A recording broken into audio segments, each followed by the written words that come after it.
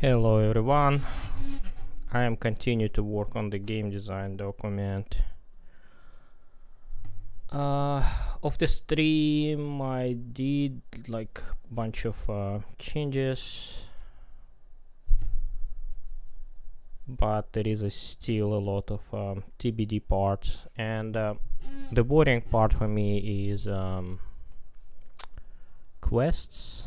So there is some missing quests in the game design document. So I'm aiming to 12 quests, and there is a 3 quests are missing in that part. Then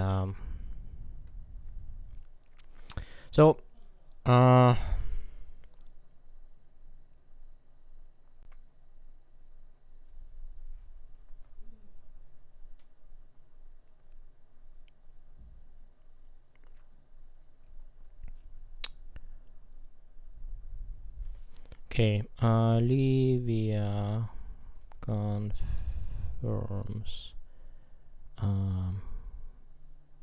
her one of her expeditions 23 years.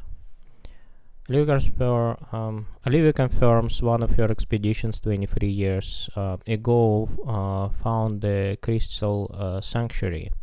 She sure she has some journal entries in her archives.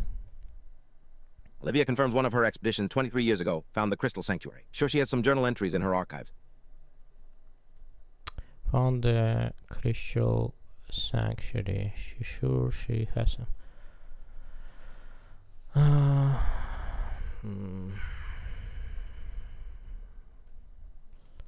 Sure she has some journal entries in her archive. She goes to the drawer and looking in her records. Goes to the drawer and looking in the records. And she finds the map to the crystal sanctuary, but unfortunately half of the map is missing. She finds the map to the crystal sanctuary, but unfortunately half of the map is missing.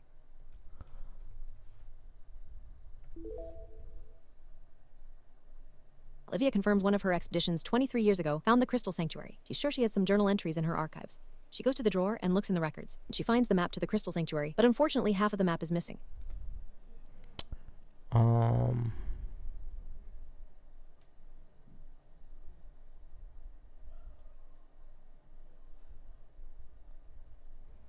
You decide still to go to the place where the path to the crystal sanctuary is ends,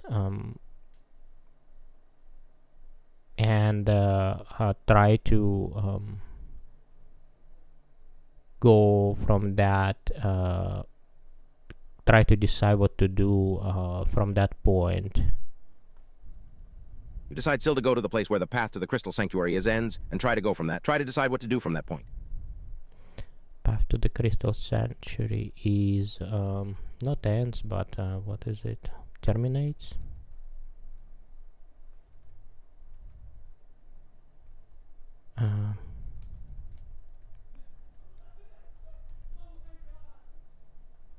Terminates on the tour map, and try to decide what to do from that point.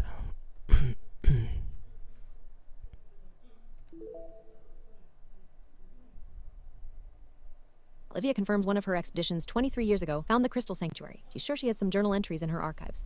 She goes to the drawer and looks through the records. She finds the map to the crystal sanctuary, but unfortunately half of the map is missing. You decide to still go to the place where the path to the crystal sanctuary terminates on the torn map and try to decide what to do from that point. Fill paragraph.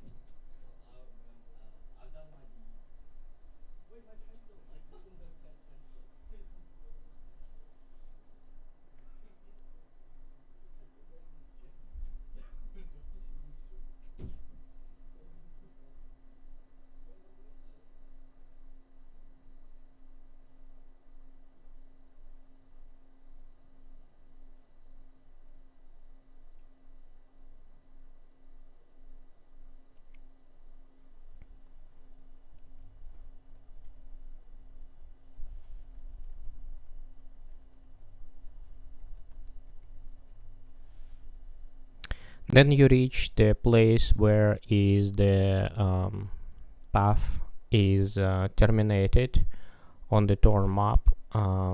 You find the junkyard, and in that junkyard you find the chrome forge living named Cornelius. You reach the place where the path is terminated on the tour map. You find the junkyard. And in that junkyard, you find the chrome forge living named the Crom for living named Cornelius. Chrome forge living here named Cornelius. Then you reach the place where the path terminates on the tour map. You find the junkyard, and in that junkyard, you find the chrome forge living there named Cornelius. Living here. Then you reach the place where the path terminates on the tour map. You find the junkyard, and in that junkyard, you find the chrome forge living here named Cornelius.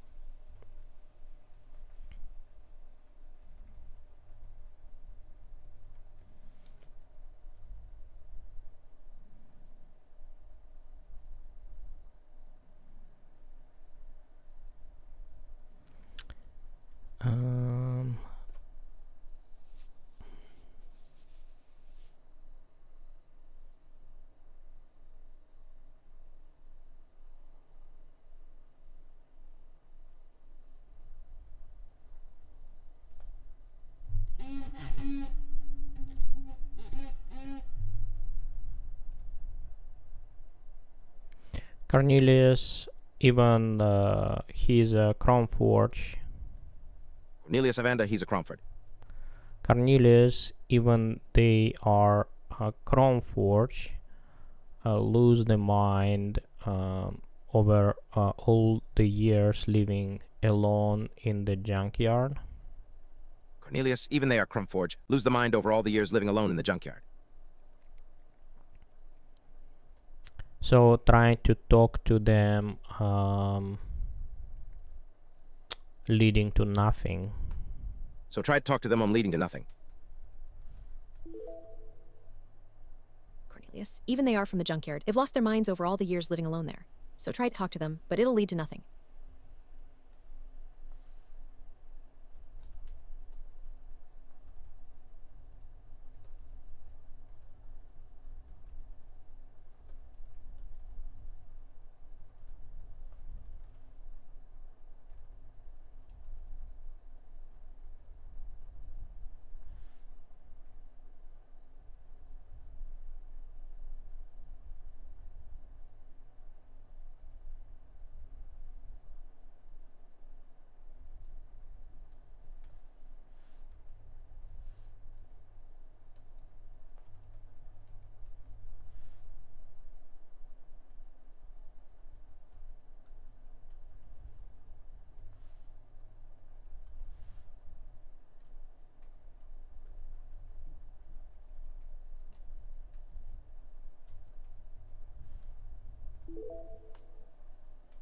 Cornelius, even they, being from the robotic race Chrome Forge, lost their minds over all the decades living alone there.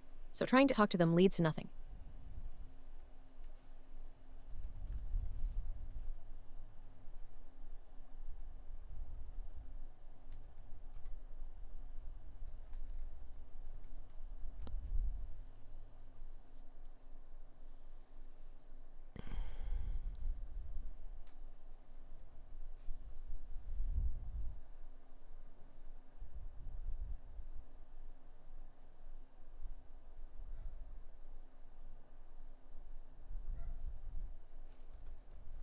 He just repeatedly yelling cinema. He just repeatedly yelling cinema.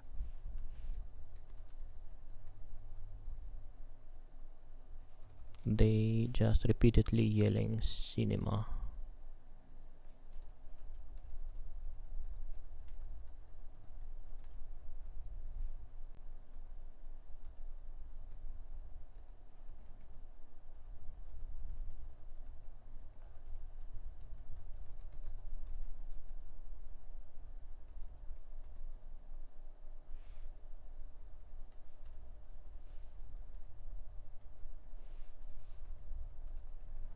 Assemble a TV from scraps.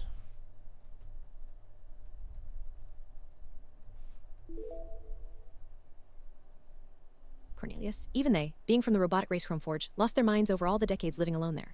So trying to talk to them leads to nothing. They just repeatedly yell, cinema, which gives you a quest to find parts on the junkyard and assemble a TV from scraps.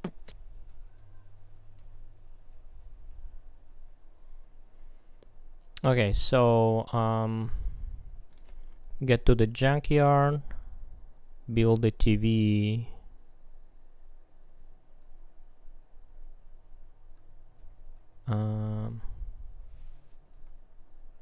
After giving the TV to Cornelius, his mind getting to him back, and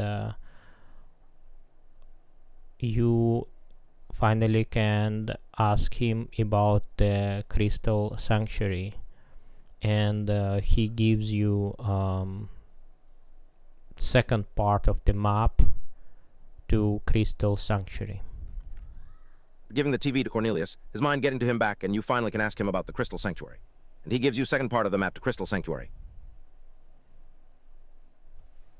That gives you a quest to go to Crystal Sanctuary. That gives you a quest to go to Crystal Sanctuary.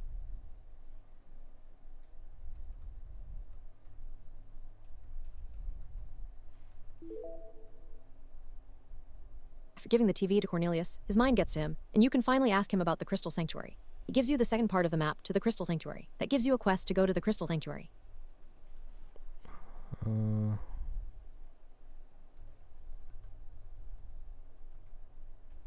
Okay. I think that story works.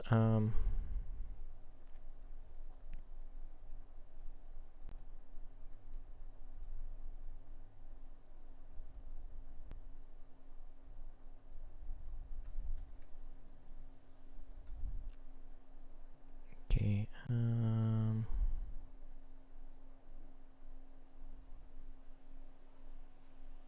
The farmer is also on the middle points tension between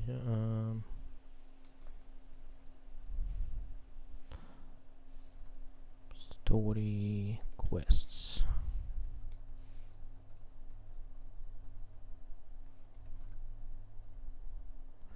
I updated the story, and please populate the missing part of the quests section. Updated the story, and please populate the missing part of the quest section. And please populate the missing part of the quest section. Updated the story, and please populate the missing part of the quest section.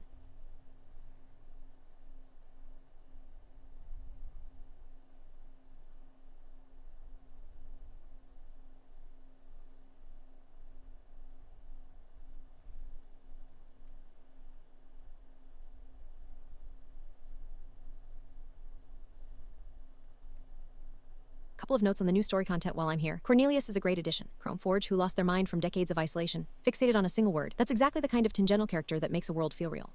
It also ties the Chromeforge race to a darker implication. What happens to an artificial being with no community? That could be rich environmental storytelling territory. Cinema is a strong hook, but needs one more beat. Right now, the player assembles a TV, and Cornelius snaps back to lucidity fairly cleanly. Consider whether there's a moment between TV assembled, and here's the map. Maybe Cornelius watches something specific, or says something that reveals what they've been doing alone all these years. It would make the payoff land harder. The torn map mechanic is clever, because it makes a mundane fetch chain feel like genuine detective work. The player isn't following a waypoint. They're extrapolating from incomplete information. That's worth preserving carefully during implementation, since it could easily get flattened into a standard quest marker. Copy.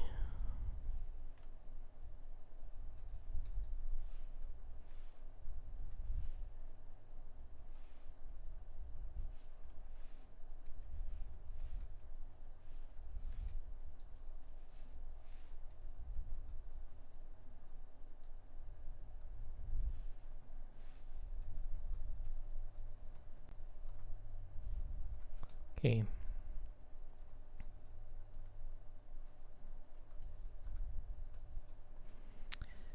Can you also proofread the addition, the part of the story what I added? You also proofread the part of the story what I added.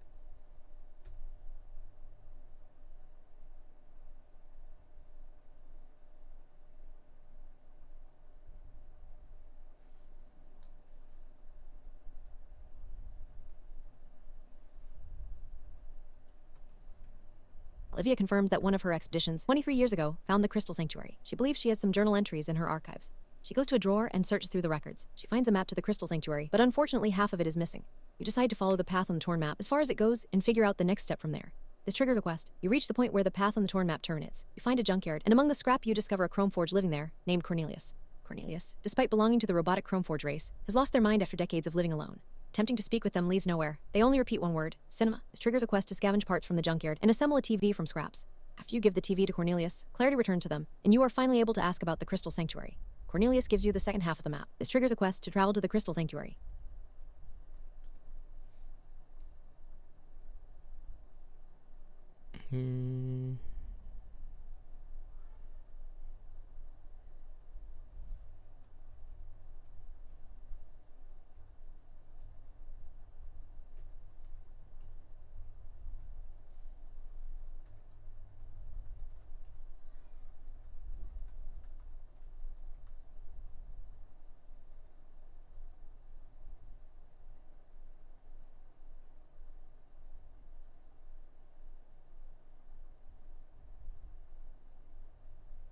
Okay.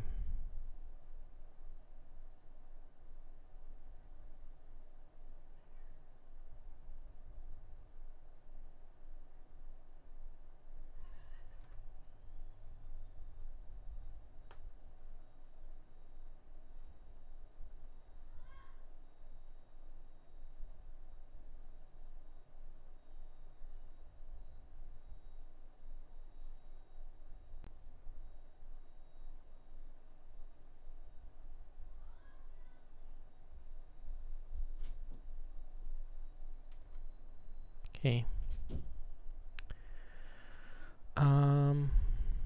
So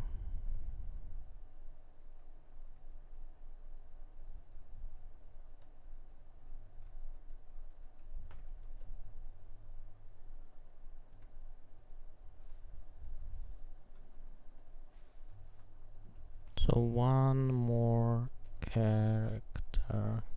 Can you populate?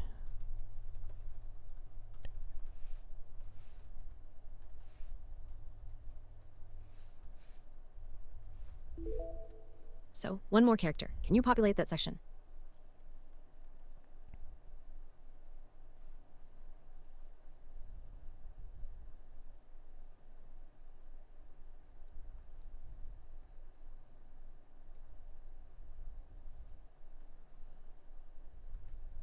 Based on the updated story, NPC 9 is clearly Cornelius. 9. Cornelius, reclusive Chromeforge living alone in the junkyard.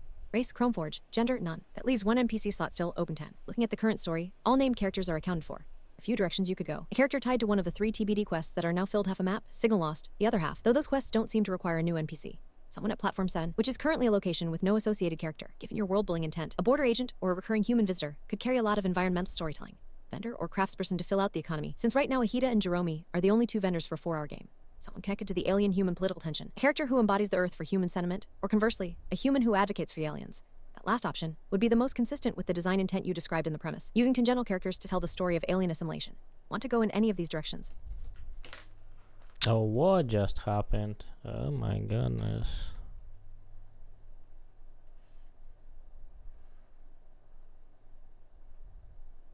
Ugh.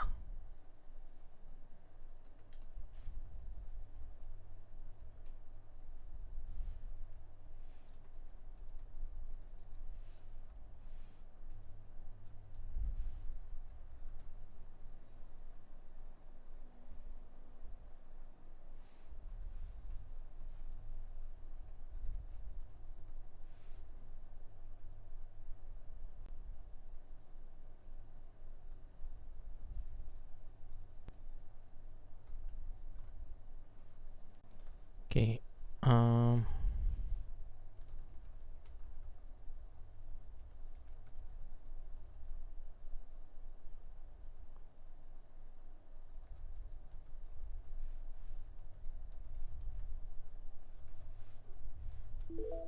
Can you populate the location section?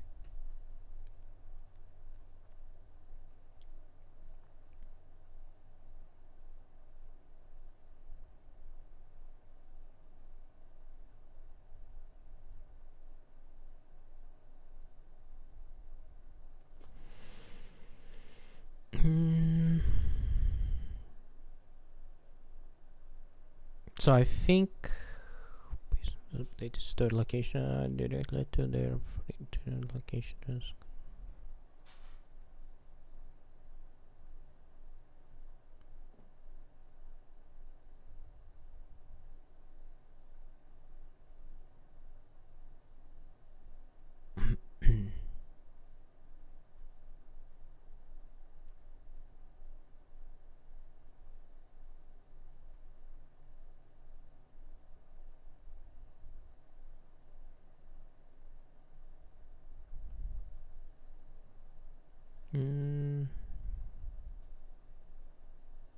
So okay, and it's gonna be 12. Cornelius Junkyard baked.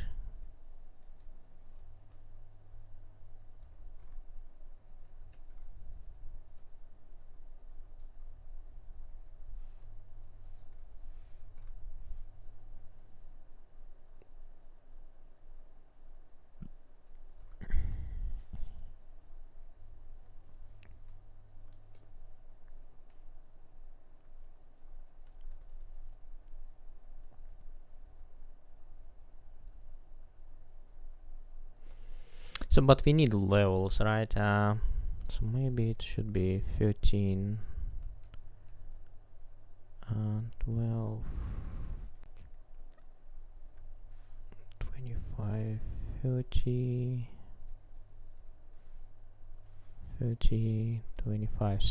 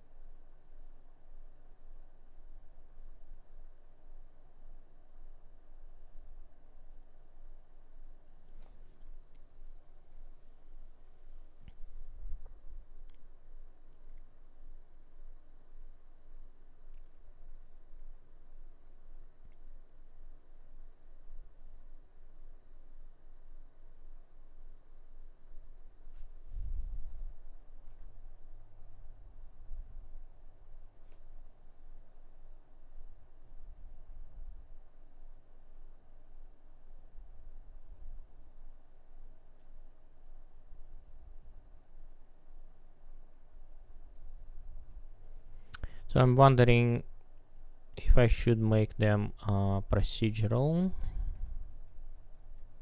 So those procedural, those procedural. So that's going to be procedural.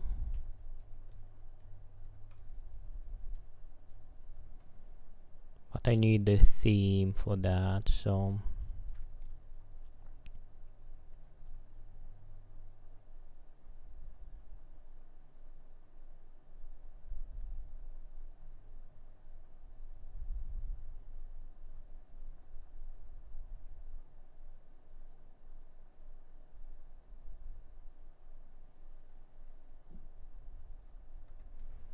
okay, let's look at the quests.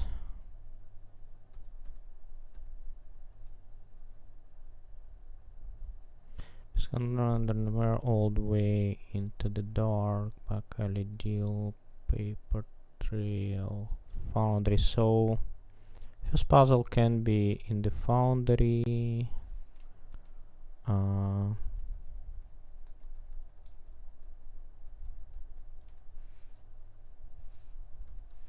Puzzle in the old foundry. So what can be basic idea, because then you get the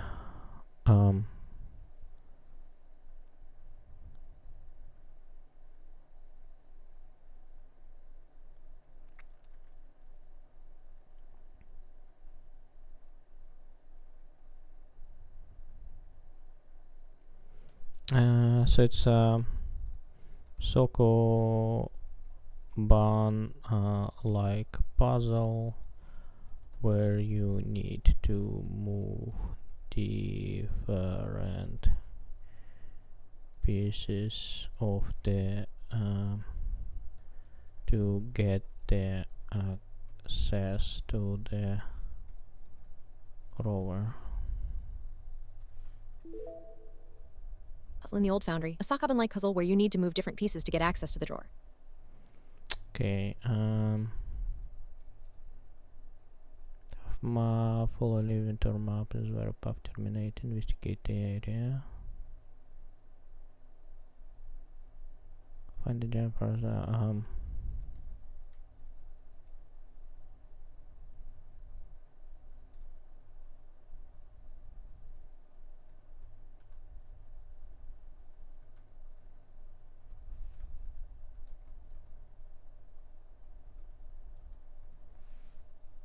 in the signal lost quest and the puzzle to assemble a TV from scrap parts. Assemble a TV from scrap parts. In the Signal Lost quest, the puzzle to assemble a TV from scrap parts.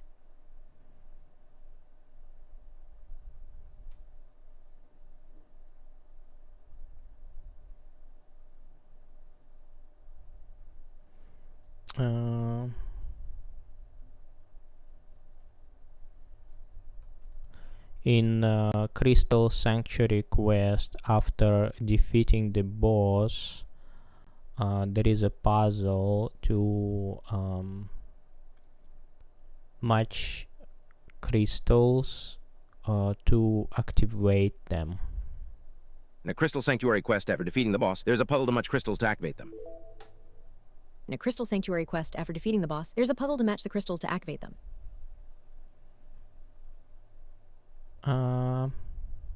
So maybe I should remove this quest. I don't like this one because it's an escort quest, and it's a high risk quest, and like as well people kind of conditioned to escort quest to hate them. Even if I make it good, it might be still so I can I'll remove that, and so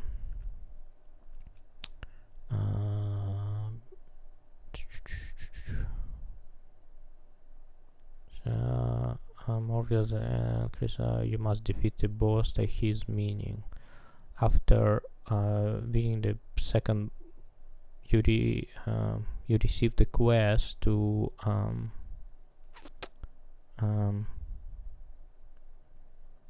puzzle quest, I guess. Puzzle quest to match crystals to activate the Crystal Sanctuary. Match crystals to activate the Crystal Sanctuary. Match crystals to activate the Crystal Sanctuary.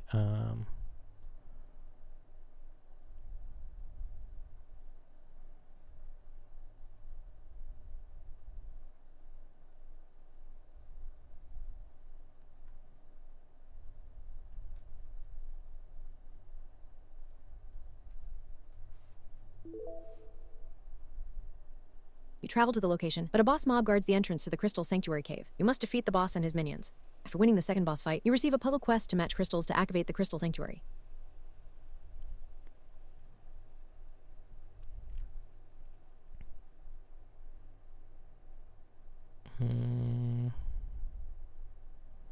Corrupted bull.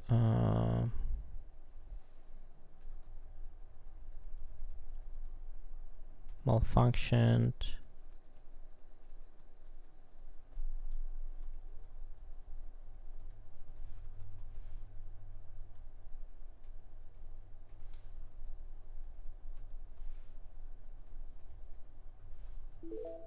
Malfunctioning robotic bulldozer. Malfunctioned robotic bulldozer.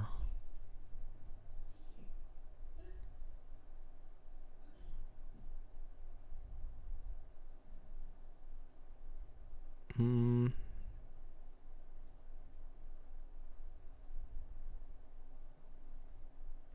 I don't know, maybe 2 cutscene back to back. 2 cut scenes back to back.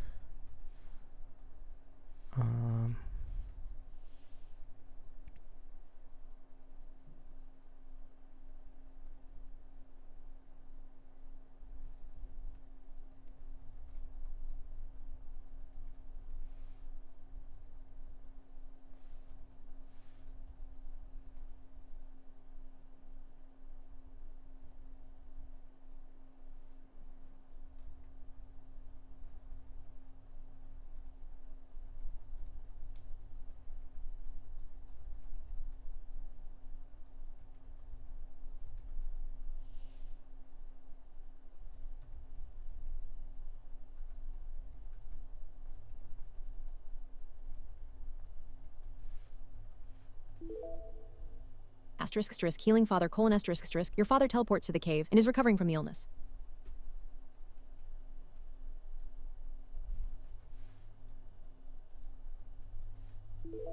Two cutscenes back to back.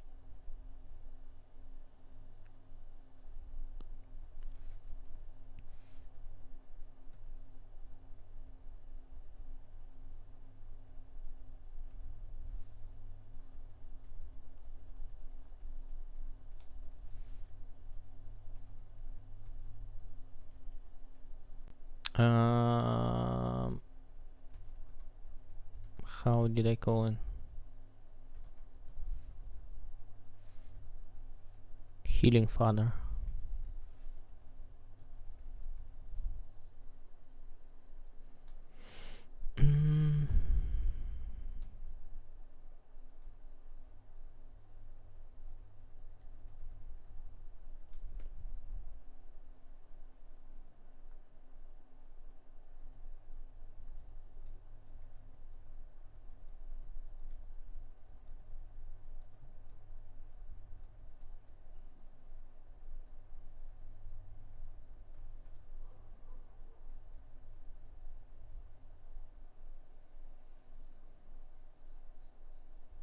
And one more puzzle. So let's look at the pest control and the weather.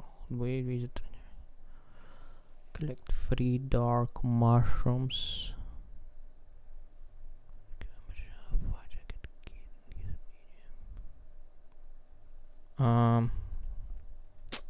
Black deal, Ellie.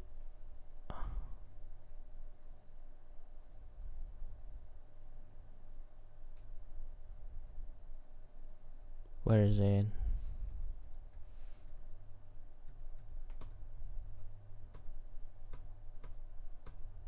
Okay,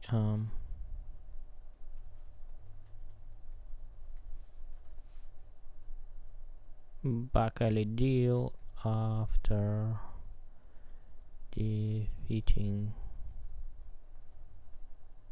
jacket keen puzzle to crack the safe. In back alley deal, after defeating Jack Kid, puzzle to crack the safe.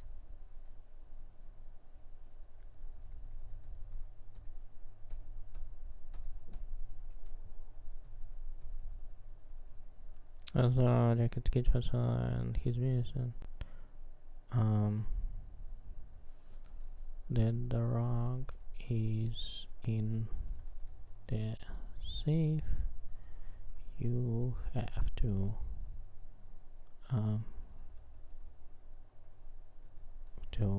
crack the safe.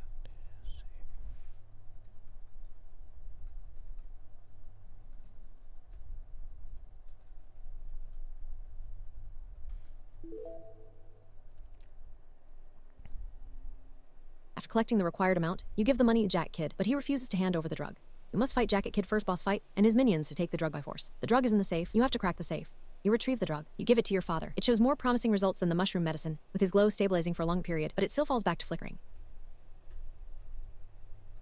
Okay. TBD. Mobs. OSTs.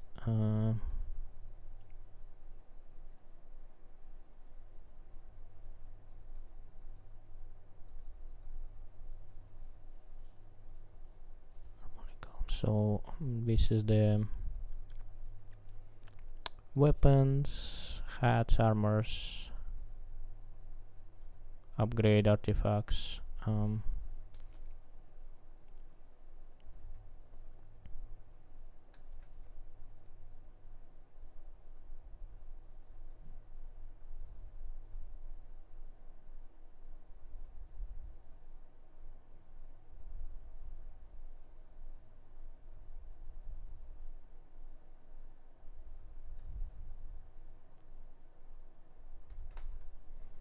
Okay.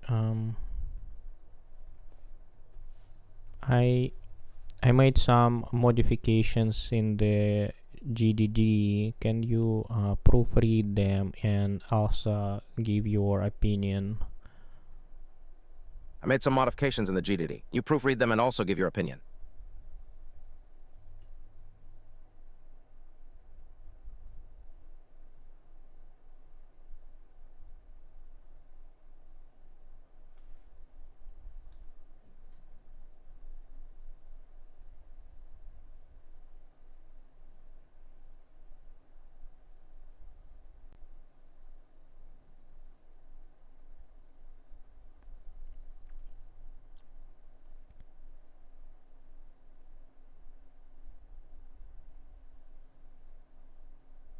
Recovering from his illness. Okay.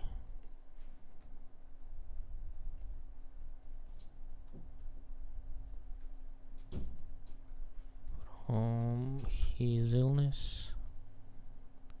Read as a production note rather than story text. Consider format more explicitly as a direction. Cutscene 5 healing factor father and cutscene 6 final.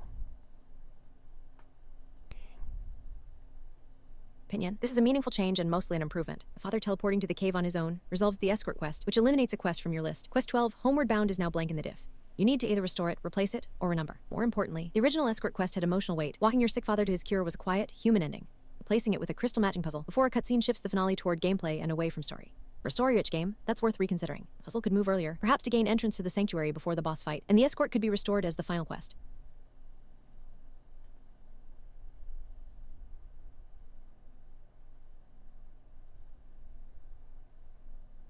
Oh, wait a second. Did I updated quests?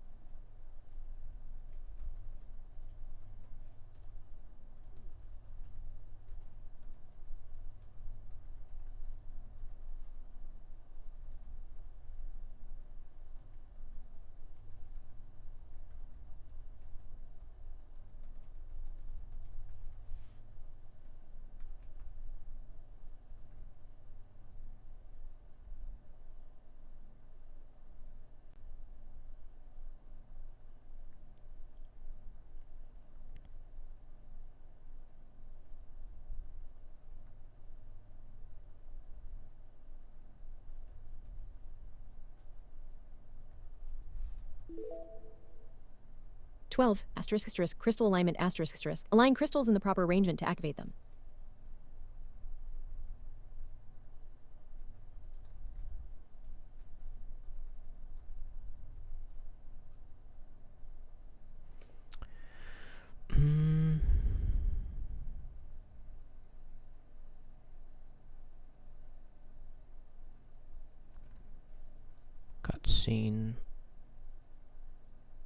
Cutscene 5 healing father, cutscene 6 final.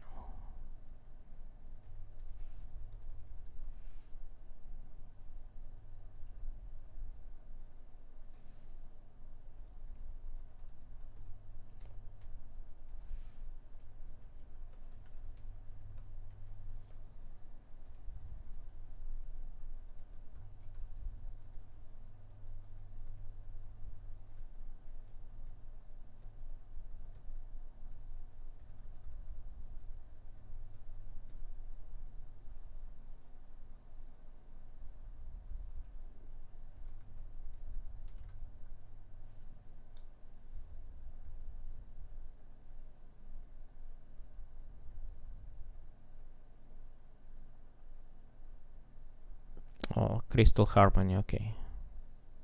So I like that one. Copy.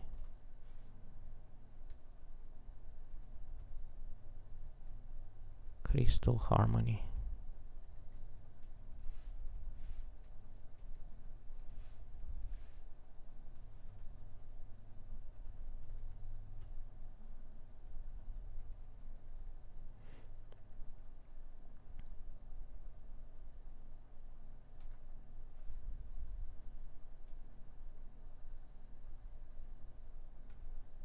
Strong visual. Malfunction construction vehicle fits the junkyard setting well and gives Cornelius's area a distinct mob identity.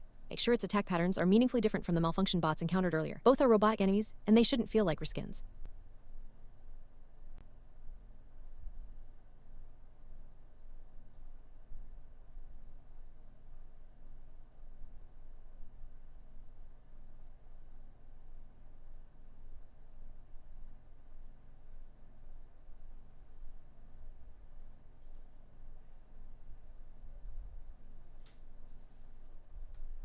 Section populated proofread. Puzzle in the old foundry should be capitalized consistently with the other entries, which gives you a quest from the earlier story draft. Doesn't appear here, but double check the Sockhaben puzzle note. The drawer it references should also be mentioned in the story section, which it currently isn't. 4 distinct puzzle types across 4 different locations is well structured. You avoid repetition, and each puzzle fits its context. The Sockhaben puzzle at the foundry is the most interesting because it's environmental and diegetic. The TV assembly puzzle is the most original. One flag, the crystal matching puzzle is currently the final gameplay beat before credits. Make sure it's your strongest puzzle, not your 4th strongest.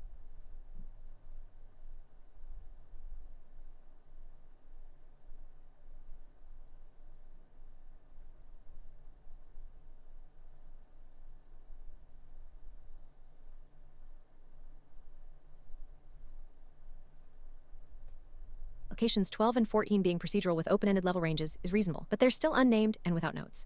At minimum, they need names so the quest log and map have something to display. Location 12 is presumably the torn map site from the earlier suggestion, worth confirming and filling in. So level.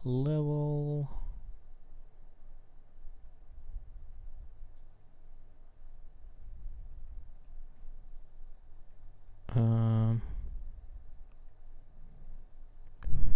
35.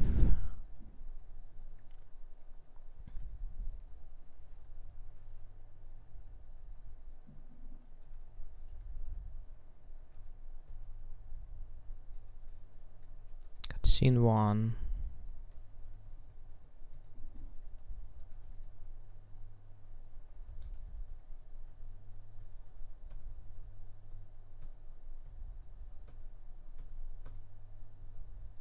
Live stream.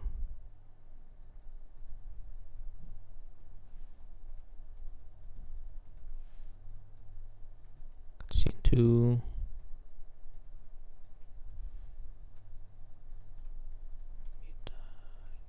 Yeah.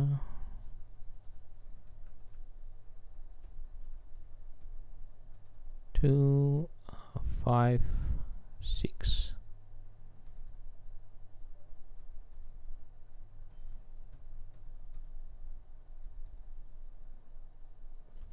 I know, maybe Italy we make 3 and 2 is TBD, right?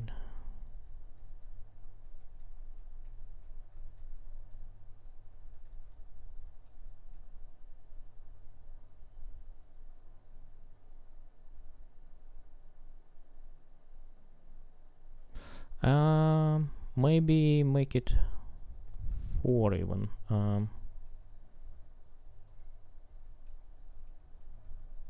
4.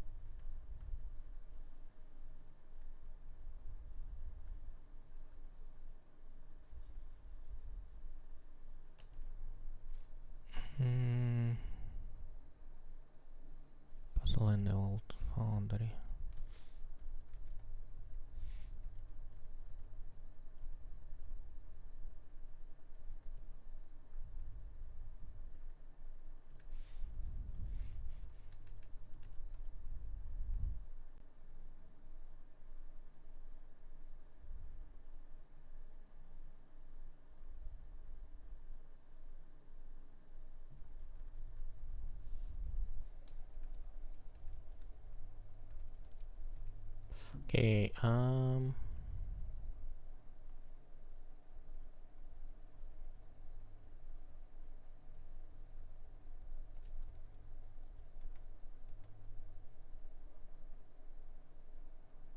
going to so I staged everything. I'm going to run through proofreading.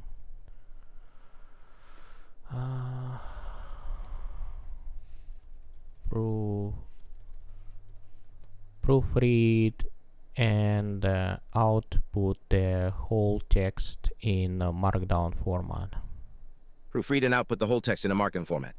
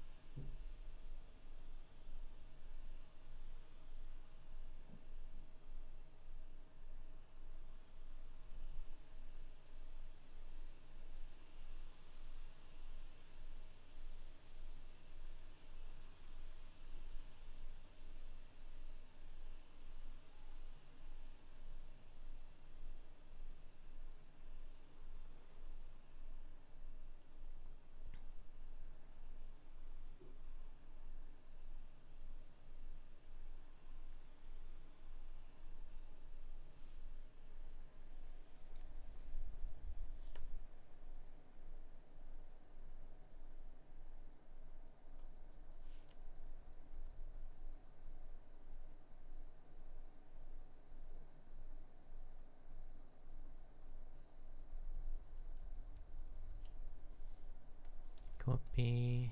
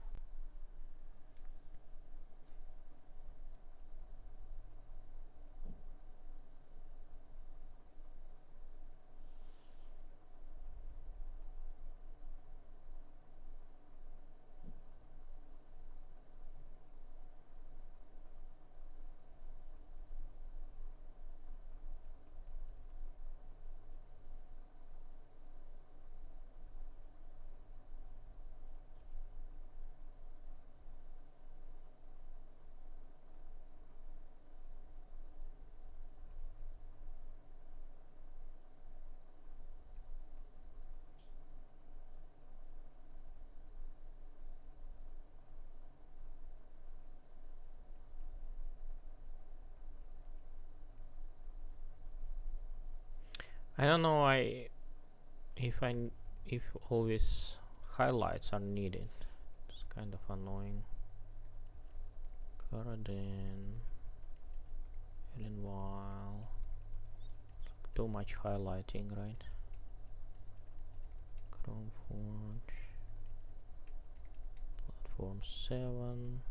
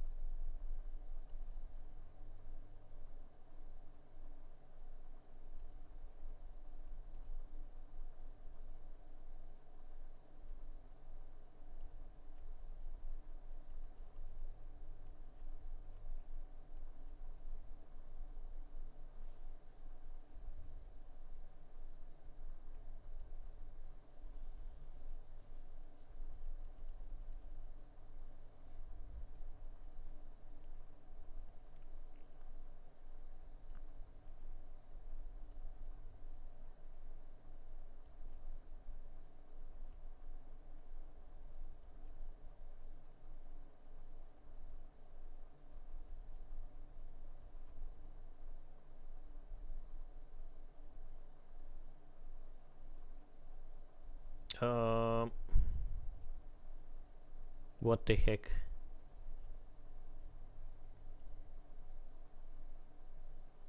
Why it was arranged like this?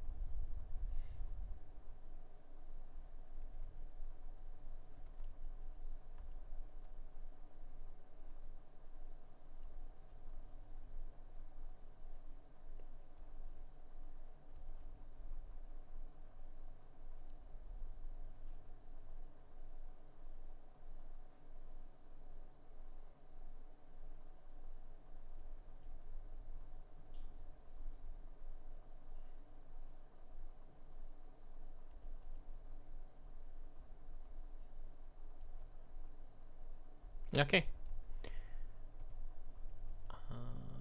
Okay.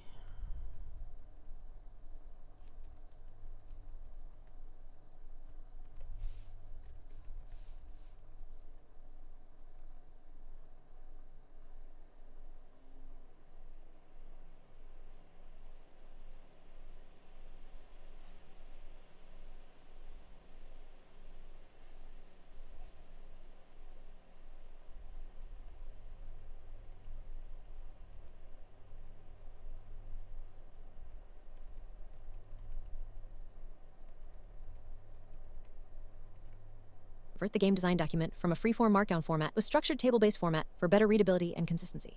This includes reorganizing scope details, character information, quest lists, mob entries, and other sections into tables with clear headers and formatting. Refactor game design document structure. Okay.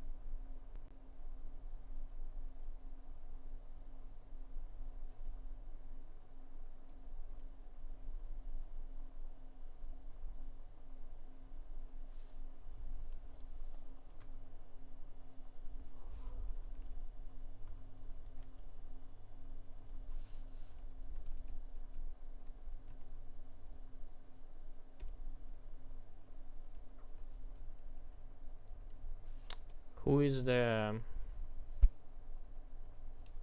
guy?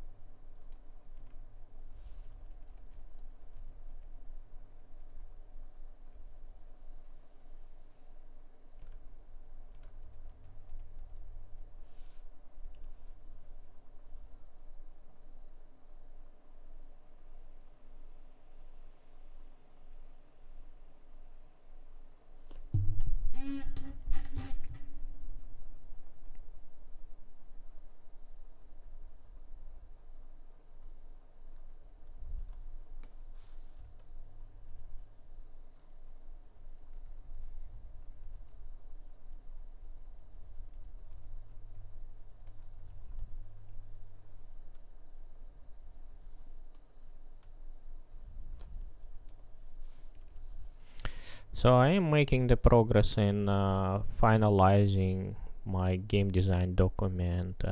Am I moving in the correct direction? So I'm making the progress in finalizing my game design document. Am I moving in the correct direction?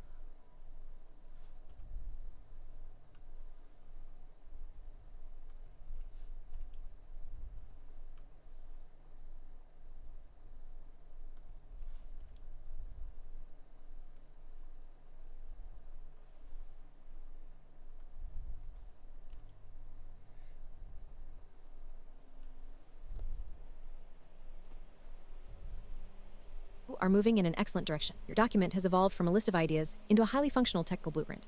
You have successfully balanced vision the narrative world of Karaden with utility of the specific mechanics needed to build it. Here's my assessment of your progress, and a few areas where you can tighten the screws to ensure the design stays ship-ready. 1. But you've mastered the overscope and cut philosophy. This is the sign of a seasoned developer. By acknowledging that you will have to cut, you are already building with modularity in mind. Logical flow. Your quest structure now feels like a linear noodle that guides the player through the map, which is crucial for a 4-hour experience. Mechanic synergy. The decision to tie the live stream mechanic to cutscenes and the gravitational loop to the survival/crafting loop makes the game feel like a cohesive ecosystem rather than a collection of disparate systems. Gemini said you are moving in an excellent direction. Your document has evolved from a list of ideas into a highly functional technical blueprint. You have successfully balanced vision the narrative world of Karaden with utility of the specific mechanics needed to build it. Here's my assessment of your progress, and a few areas where you can tighten the screws to ensure the design stays ship-ready. 1. But you've mastered the overscope and cut philosophy. This is the sign of a seasoned developer. By acknowledging that you will have to cut, you are already building with modularity in mind. Logical flow. Your quest structure now feels like a linear noodle that guides the player through the map, which is crucial for a 4-hour experience. Mechanic synergy. The decision to tie the live stream mechanic to cutscenes and the gravitational loop to the survival/crafting loop makes the game feel like a cohesive ecosystem rather than a collection of disparate systems. 2. Critical refinement areas. The final polish to make this document ready for actual implementation. Consider these 3 focus points. The Jacket Kid bottleneck. You mentioned in the notes that the $5,000 should be balanced to feel like a normal quest. Be careful here. If the player has to farm for 30 minutes to get the money, it will feel like a jarring break in the pacing. Recommendation. Make sure that even if the player is just farming, they are doing it in areas that advance their exploration. Don't force them into the same 1 square kilometers patch for too long. The procedural trap. You have designated multiple locations as procedural. For a 4-hour game, procedural generation can sometimes lead to empty or samey feel.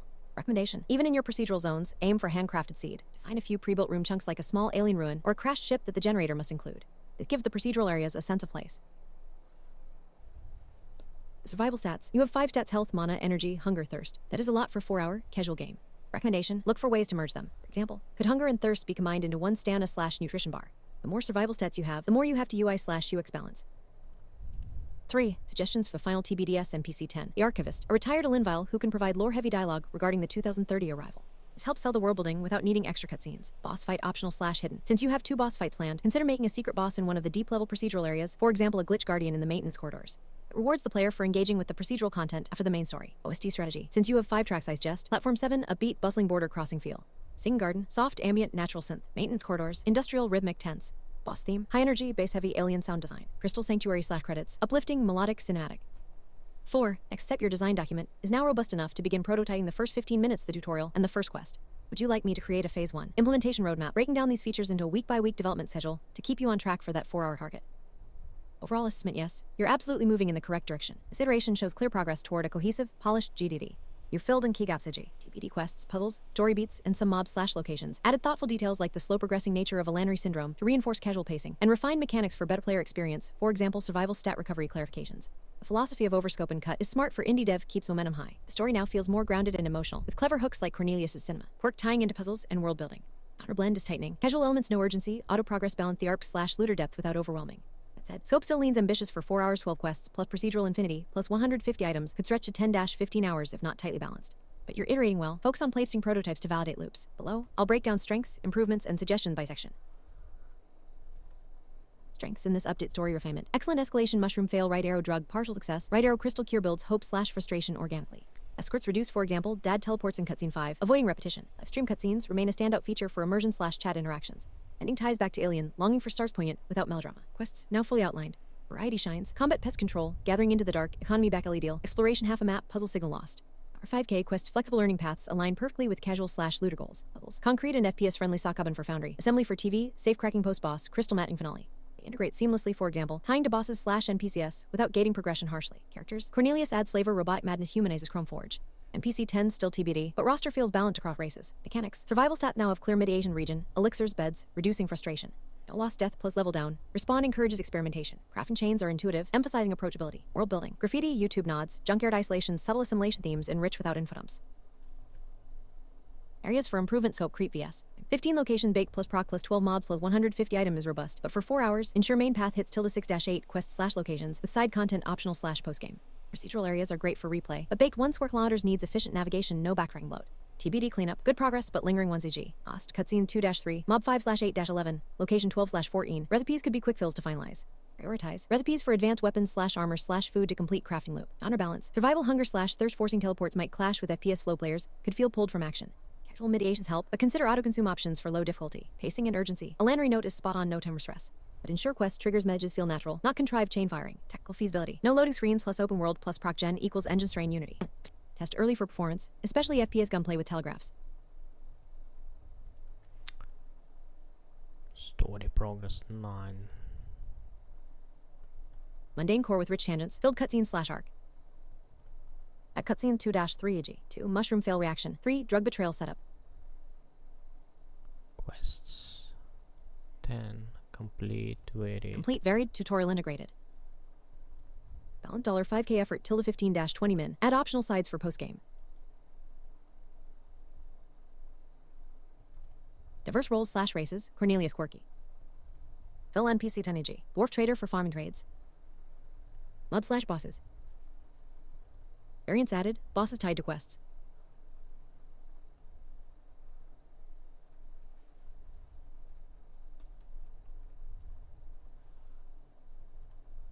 Focus. Build a vertical slice. Tutorial pest control, right arrow first quest chain under the weather, right arrow old ways, right arrow into the dark plus crafting/economy loop. Test for 15 min progress feel.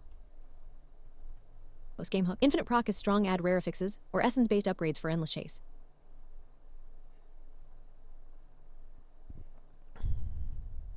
Visual/audio for Ost suggest 1. Ambient City Essential 2. Combat Pulse 3. Procedural Echoes 4. Boss Epic 5. Credits Melancholy. Cutscenes and livestream format could use procedural chat EG. Human viewer 69. Aliens are cool. Overscope strategy. List cuttable features now, for example, energy stat if it complicates FPS. Aim to ship MVP at 4 hours. Expand via updates. Inspiration check. Games like Stardew Valley casual farming plus Borderlands looter, FPS plus Subnautic underground survival align well. If stuck on recipes, draw from Minecraft's tiered crafting.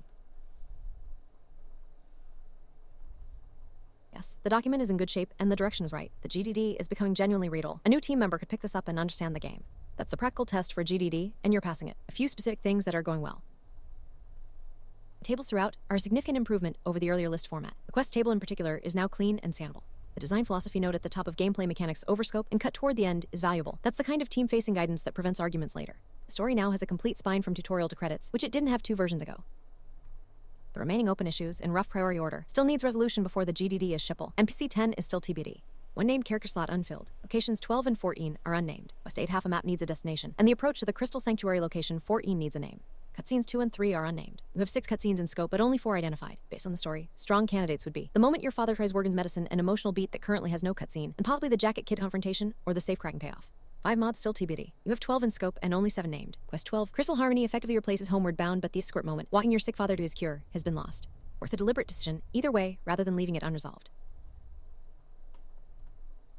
Worth addressing before production. OSTs are all TBD. Even placeholder mood descriptions tense, percussive combat theme, etc. would give a composer or audio director something to work with. The foreign genre aspiration still has no mechanical presence in the document. Or add a planning/growing loop to the sing garden, or remove faring from the genre list. The puzzle section is now one of the strongest parts of the document. Consider adding a difficulty note to each puzzle, so implementation as a target.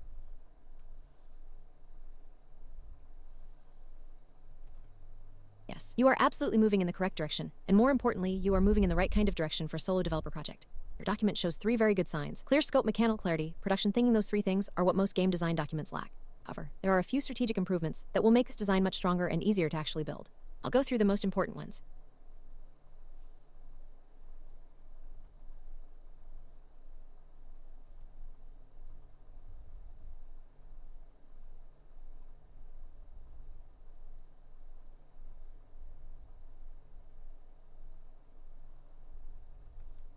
Your current scale is achievable. Procedural areas also help a lot because they generate replayability without requiring hand-built content. Good decision. 2. Your design philosophy is correct. This line is extremely important. Overscope and cut features later. This is actually correct for solo developers. The usual mistake is the opposite. Underscope or right arrow later, realize the game is too shallow. Right arrow, try to add systems when motivation's gone. Your approach creates a feature buffet where you can cut safely later. Very good.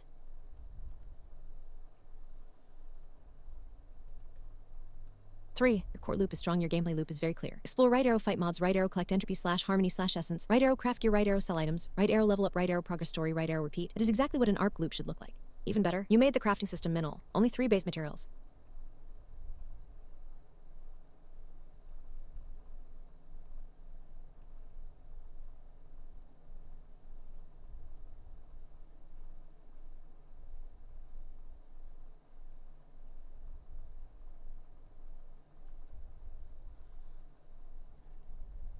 Five, world building is good. The setting has several strong hooks. Aliens living underground, human visiting as tourists, border crossing elevators, anti-alien graffiti, alien races, different culture, chrome forge robots. This is good environmental storytelling material.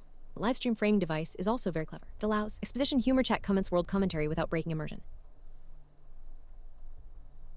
6. Your systems are casual friendly. Your design decisions strongly support casual play. Good choices. Heavy checkmark, automatic stat, leveling, heavy checkmark, infinite inventory, heavy checkmark, no death penalty, heavy checkmark, teleport home, heavy checkmark, simple crafting, heavy checkmark, minimal materials. This matches your casual plus ARP target perfectly. 7. One potential problem. Survival mechanics. Right now you have hunger, thirst, energy, health, mana that is 5 bars. For a casual ARP, this might be too many survival stats. Players might start asking, why is this in the game?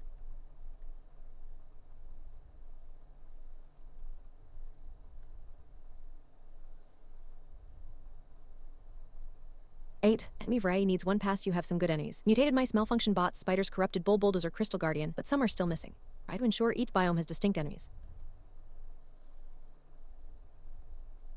Dark forest, spiders, fungal beasts, mutated rats, maintenance corridors, broken drones, security bots, robotic bulldozer, junkyard, scrap golems, magnet, drones. This helps visual variety.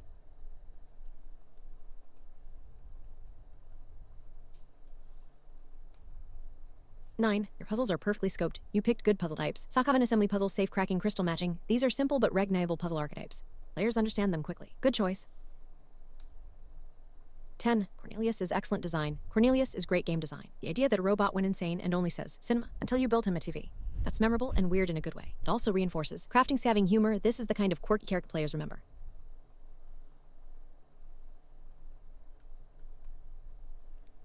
11. Biggest missing section. Player abilities. One section that would strengthen the document is player combat mechanics, for example. Primary attack, secondary attack, spell slot, dash, slash, dodge, reload mechanic. Also answer. Can the player dodge? Can enemies stagger? Are there headshots? How fast is combat? This is important for FPS feel. 12. One more suggestion. Add 1 mini-boss. You have 2 bosses. Jacket Kid, Crystal Guardian. Consider adding 1 mini-boss mid-game. Example. Foundry Overseer Robot or Dark Forest Alpha Spider mini-bosses make progression feel stronger. 13. The most important thing you did write your document is production-oriented. Most GDDs are story, lore, world characters, but yours includes scope numbers, item counts, location counts, progression level system, constraints. That means you're thinking like a developer, not just a designer. That is rare and extremely valuable. Overall estimate your design is currently about 8.5/10 strengths. Heavy checkmark achievable scope, heavy checkmark clear gameplay loop, heavy checkmark strong world concept, heavy checkmark casual accessibility, heavy checkmark procedural replayability, needs refinement. Survival stat complexity, any variety combat mechanics definition, finish recipes, but overall, this is a very strong indie ARP concept. The most important question for you, there is one strategic question that will determine the success of this project. What is the visual style of the game? Because this will determine asset workload, performance, development, speed examples. This decision impacts 80% of the work. If you want, I can also show you the 7 biggest risks in this design that could kill the project during development and how to avoid them. Yes, you're moving in the right direction. The middle act is now structurally sound. Cornelius and the junkyard provide a memorable set piece that breaks up the fetch quest rhythm, and the TV assembly puzzle is a strong character moment that leverages your 3-race world building. However, I still see 3 areas needing attention before this document is production ready. 1. The $5,000 economy quest remains unfixed. You've added a safe cracking puzzle after the Jack Kid fight, but the core problem persists. Grinding $5,000 through farming/crafting/selling will either be trivial breaking economy or tedious violating your 15-minute progress rule. Consider pivoting to a barter system. Jack Kid needs a specific rare component from the malfunction bots, creating a combat-focused loop with guaranteed drops rather than variable market earnings. 2. Cutscene 2 and 3 are still undefined. With 6 total cutscenes and only 4 described, you're missing 33% of your cinematic budget. Given your live stream framing, these gaps are dangerous. Cutscene 2 likely needs to land the emotional weight of Roran's diagnosis, and Cutscene 3 should escalate tension before the Jacket Kid confrontation. Don't leave these as TBD, they're your story's spine. 3. Pop 5, 8, 9, 10, 11, and NPC 10 remain undefined. With only 12 modes total, having 5 empty slots, 42%, and 1 missing NPC suggests you haven't fully mapped your encounter flow. More critically, location 12 and 14 are procedural, but unnamed, what distinguishes them from Dark Forest and maintenance corridors. If they're just more dungeon, cut them and concentrate resources. One strategic question. Your design philosophy explicitly states overscope and cut features toward the end. This is risky for a 4-hour game with a narrative focus. Cutting Cornelius late in development would collapse your 3rd act. Consider identifying 2-3 sacred features that cannot be cut: the live stream framing, the 3-race dynamic, the final stargazing scene, and 2-3 expendable features: farming as primary genre, infinite procedural sailing, the full 150 item scope now, before attachment sets in. The document is approaching viability, but these gaps represent the difference between a tight narrative experience and a Padawan.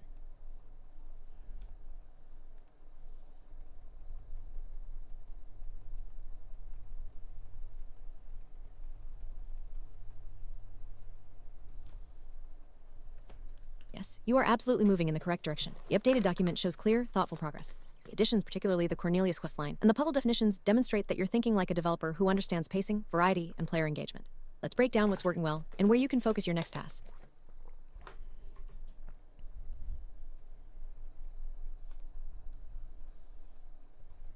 What's working really well now? 1. Cornelius questline signal lost / the other half. This is a gem.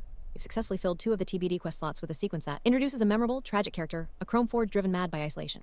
Creates a simple, satisfying puzzle assembling a TV. Rewards the player with narrative progress, the second half of the map. Adds emotional depth to the world. It's a side story about loneliness and recovery that parallels the main theme of healing. This is exactly the kind of tangential storytelling you mentioned wanting. It's not directly about saving father, but it enriches the world and makes the journey feel real. 2. Puzzle integration. You've now defined 4 puzzles, and crucially, each one is attached to a specific location and narrative moment. Old Foundry Sakaban, a classic block pushing puzzle to access records. Makes sense in a cluttered archive. Back alley deals safe cracking. Adds an interactive moment after the boss fight, turning a simple get the item into a small victory lap. Signal lost, TV assembly. A scavenger hunt style assembly puzzle that feels diegetic. It makes sense in a junkyard. Crystal harmony matching. A pattern recognition puzzle to activate the final area, giving the player a moment of calm after the final boss. This variety physics / positional item combination, pattern matching will keep the gameplay from feeling repetitive. 3. Half a map structure, splitting the map retrieval into 2 parts. Olivia's torn. Map right arrow. Cornelius's second half is a smart way to extend the exploration phase without it feeling like padding. Introduce an unexpected location, the junkyard, and character Cornelius. Give the player a clear, simple goal at each step. Follow the path to its end. 4. Define level ranges. For locations, assigning level ranges, e.g. Old Foundry 1520, Junkyard 3035 gives you a clear progression curve. You can now balance enemy damage and loot drops against these ranges. The fact that procedural areas have no upper limit infinity also clearly communicates the post-game loop. 5. Clarified survival stat. The additions to the survival mechanics mana / health recovery over time, elixirs, forced sleep penalties show you're thinking about the rhythm of gameplay.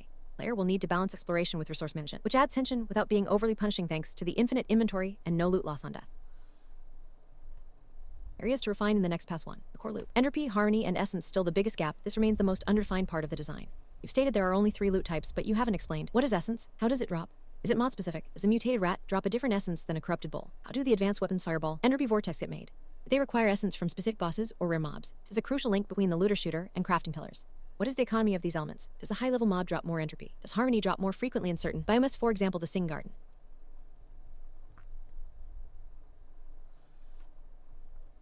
Suggestion for your next pass: define essence clearly. For example, essence is the residual life force of creature.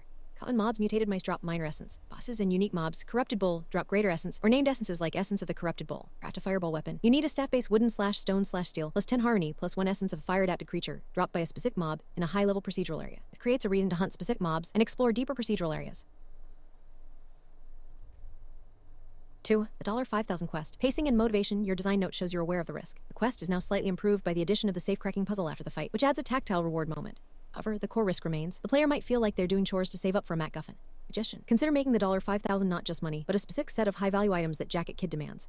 Example: Jacket Kid says, "I don't want cash, it's traceful. Bring me." 3 malfunction bot CPUs drops from bots in the maintenance corridors. 2 Sing Garden Golden Apples rare harvest, and 1 Chrome Forge scrap badge found in a specific chest. This reframes the quest from grind for cash to go on a scavenger hunt across multiple locations you've already visited, which feels more like adventure and less like a job. 3. The TBD NPC and mobs. You have 1 NPC slot and several mob slots open. This is an opportunity. A final NPC could be introduced in the TBD procedural location 12 or 14. That's a wandering trader who appears only in deep procedural areas, selling rare essences or upgrade artifacts for high price. This would give post-game explorers something to hunt for. The remaining mobs could be variations tied to biomess: dark forest, corrupted stalkers, Venice vine maintenance corridors, sewer crocs, rad roach junkyard, aggressive scavenger bots, feral guard dogs. 4. Cutscene 2 and 3. You have 2 cutscene slots unfilled. This is a chance to add emotional beats. Cutscene 2 could occur after you give your father the mushroom medicine quest 4. A short scene where he weakly smiles and says, "Thank you, child. It helped for a moment." This reinforces the emotional stakes. Cutscene 3 could occur after you give him the illegal drug quest 5. A longer scene where his glow stabilizes, he stands up, walks around, then falters. The hope and subsequent crushing disappointment will motivate the player strongly for the next leg of the journey. 5. Minor clarifications. Safe cracking puzzle. How does this work? Is it a rhythm minigame? A number guessing game? A lockpicking mechanic? Define the interaction model. Teleportation. You say the mobile teleport can only return to the city. Can the player set a new return point in the field like a campsite, or is it always back to the hero's apartment? Clarifying, this will affect how players approach exploration. Forced sleep. Sleeping anywhere other than a bed dramatically reduces health. This is harsh. Consider a softer penalty. Sleeping on the ground restores only 25% energy and gives a temporary debuff, e.g. stiff neck, minus 10% movement speed for 2 minutes rather than directly harming health. This encourages returning to bed without feeling punishing.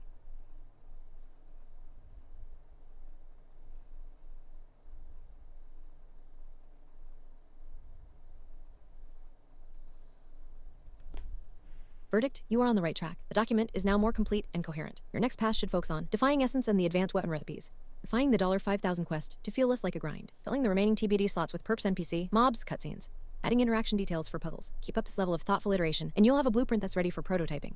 The game feels unique, personal, and achievable. You're making excellent progress on your game design document GDD for Game 025, Karaden. The level of detail you've included so far is impressive and thorough, especially for a game of this scope. You're clearly thinking through the core systems, story, gameplay, and world design with a strong sense of consistency and vision. White heavy checkmark. What you're doing right. 1. Story and world building. Your narrative is emotionally grounded as sick father, a quest for cure, and it's integrated into a larger world of alien culture and Earth's history. The world has clear rules: aliens underground, humans above, border control via Platform 7, and you're building in world logic, for example, the live stream format for cutscenes, the teleport system, the resource system. The theme of Earth for humans is a great hook and adds a layer of tension and political nuance to the setting. 2. Gameplay systems. You've thought through core systems like crafting, loot, combat, survival mechanics, teleportation, and death/respawn with clear rules and balance in mind. The crafting system is approachable and deep, using only 3 base elements and building up complexity naturally. This is very smart and player-friendly. Your survival stats, hunger, thirst, energy, etc., are meaningful and integrated, which supports the casual and survival genres. 3. Quest design and pacing. The quest flow is well structured, with a tutorial, side quests, main story quests, and a satisfying ending. You're mixing variety gathering, combat, puzzles, exploration, crafting, boss fights, which helps keep the player engaged. 4. Location and map design. You've clearly mapped out the baked and procedural areas, including level ranges, safe zones, and procedural scaling for mobs. The map design supports open-world exploration and non-linear gameplay, which is a key strength of your concept. 5. Character design and relationships. The characters are diverse and well-defined, and their roles and relationships are clearly thought through. The NPCs are meaningful to the story and serve both narrative and gameplay functions.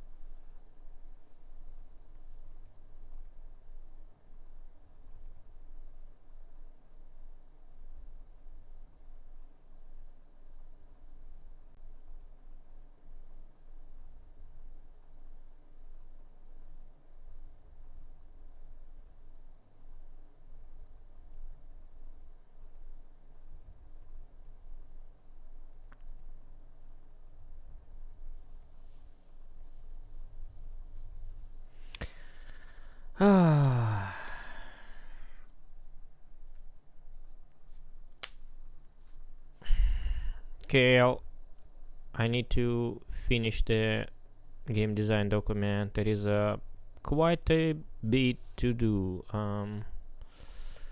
So TBD, I'm not worrying about additional NPC. I can just remove it from the list. It's not that important.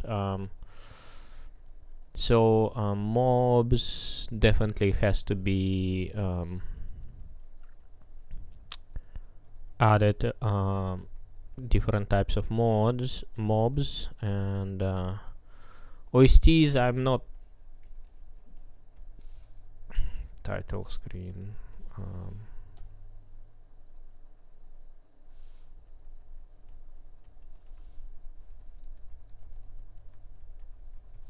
It's like 2 is boom done. Of course, I need to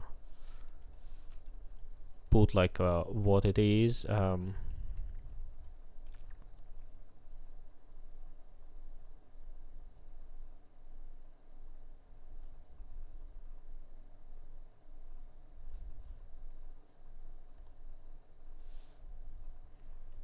I don't know. Let's call it like a missing stars. Missing stars ending credits.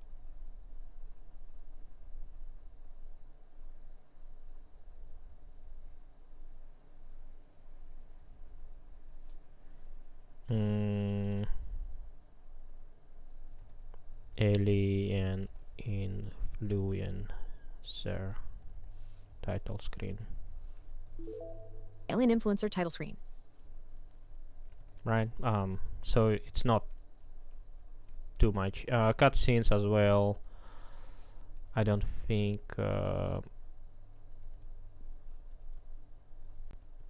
hard to add, so it's not a high risk. The biggest bulk of the work is that portion.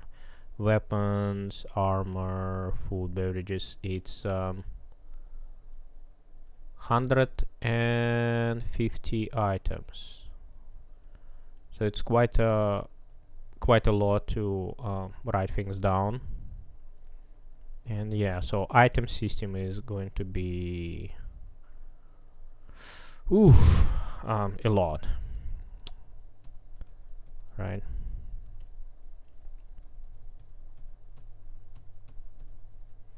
So different types of hat, earrings, necklaces, and like as well what kind of effect it's going to be to the character. So this is the biggest part.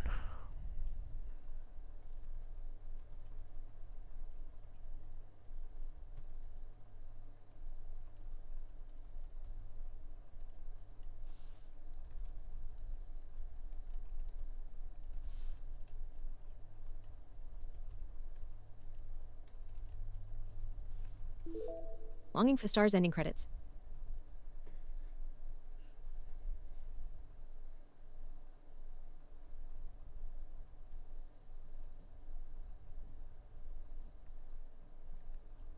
Yeah. And post game as well has to be properly figured out how to do post game.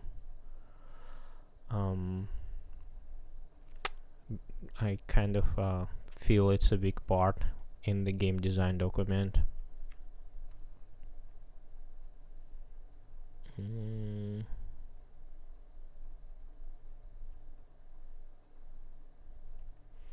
Upgrade artifacts. I'm wondering if I should do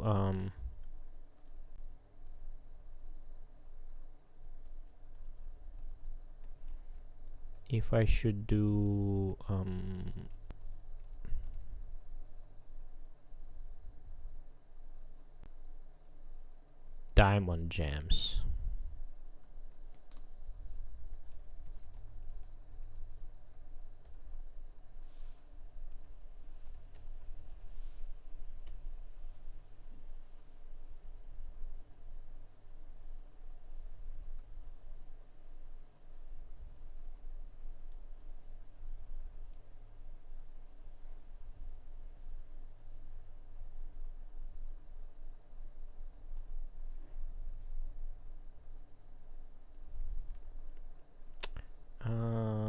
let's ask.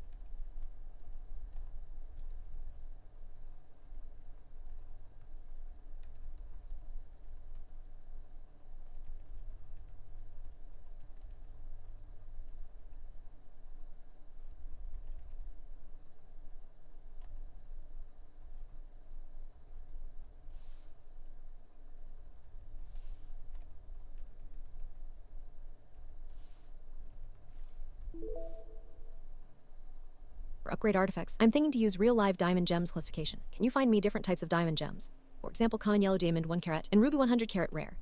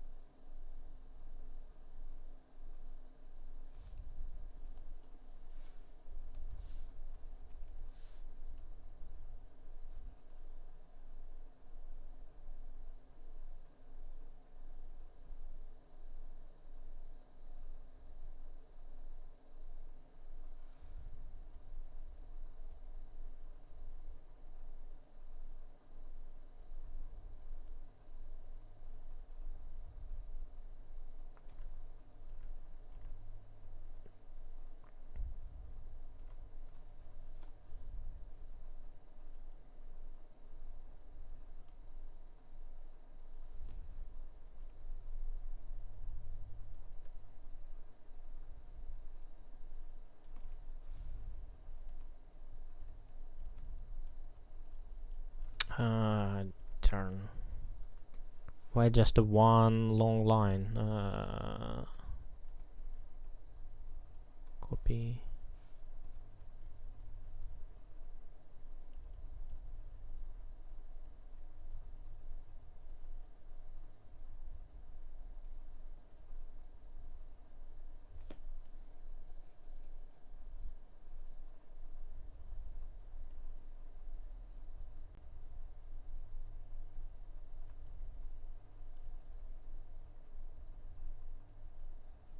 So that's brought like 15 items, right?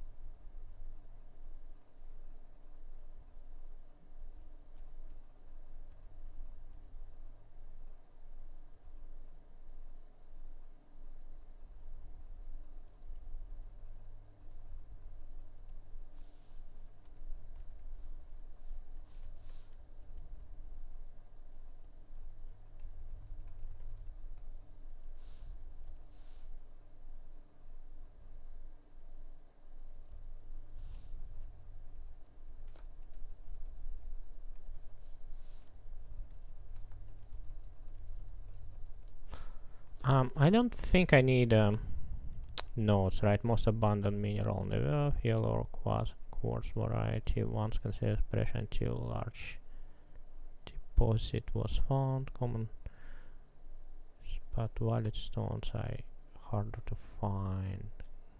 Garnet, topaz, and blue pressure gold and topaz is rare.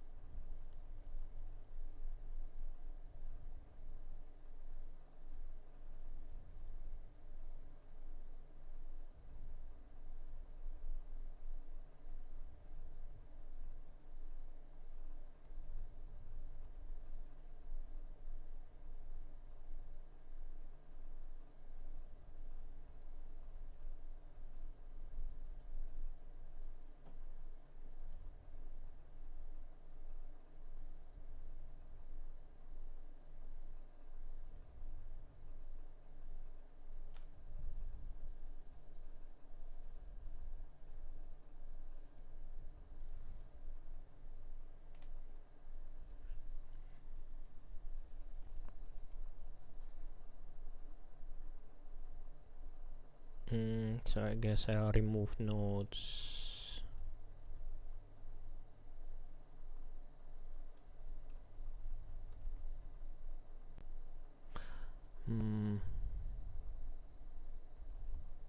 Or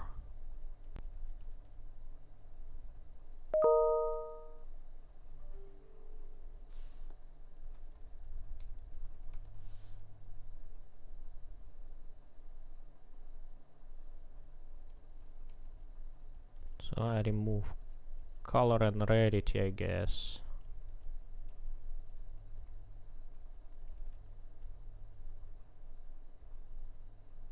And I guess carat range I can as well remove, and it's gonna be colorless quartz and recipe, right?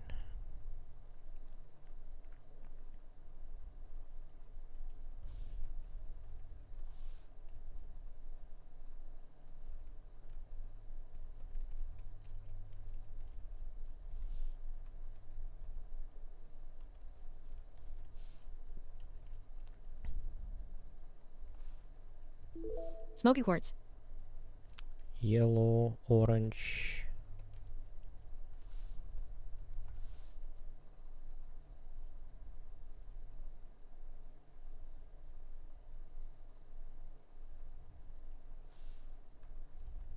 Blue, golden,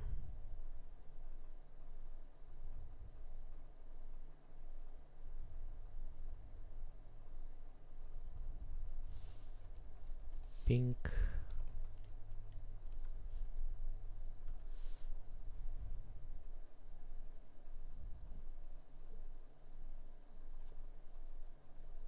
tourmaline.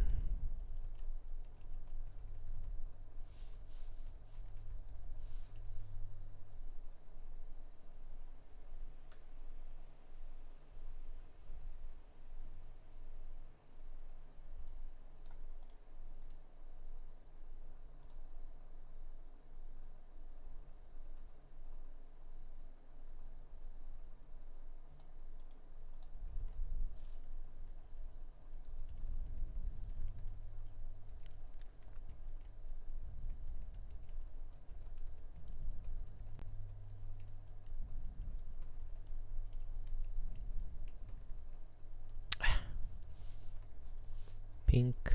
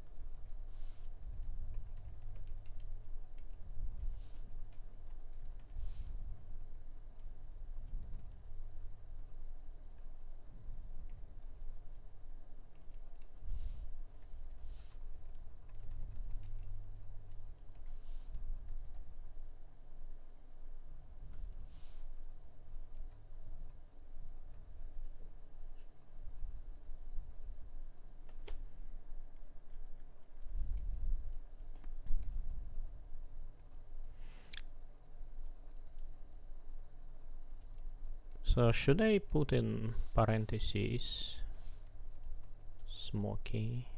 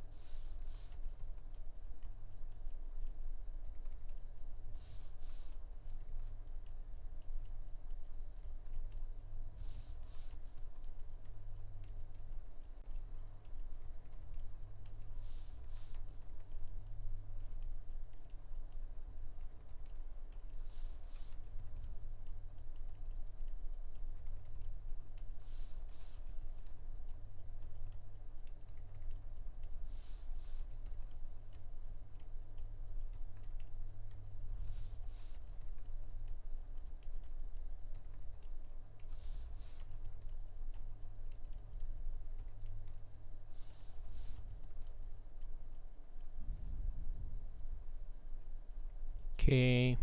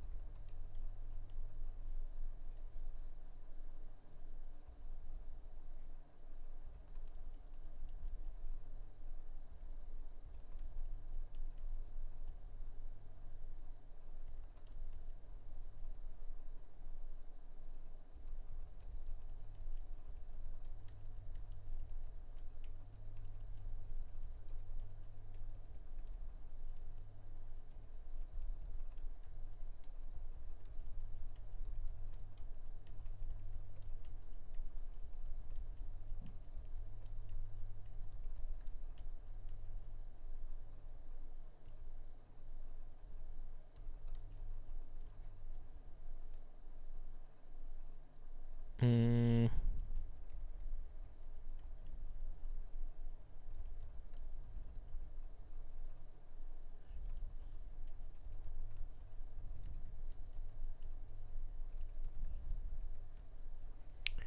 2, 3, 4, 5, 6, 7, 8, 9, 10, 11, 12.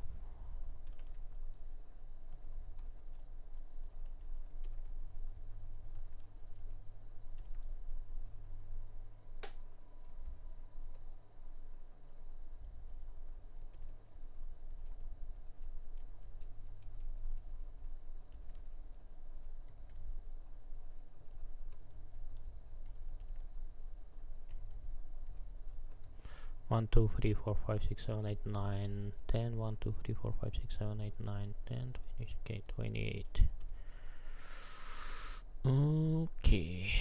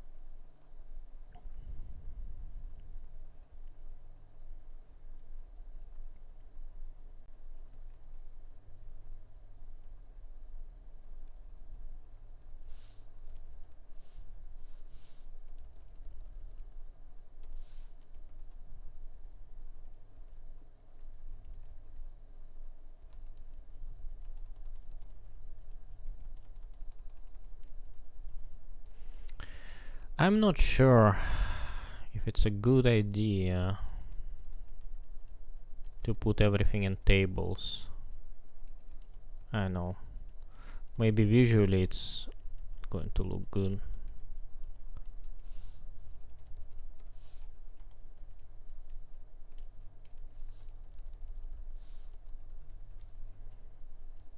Because I'm reading this thing.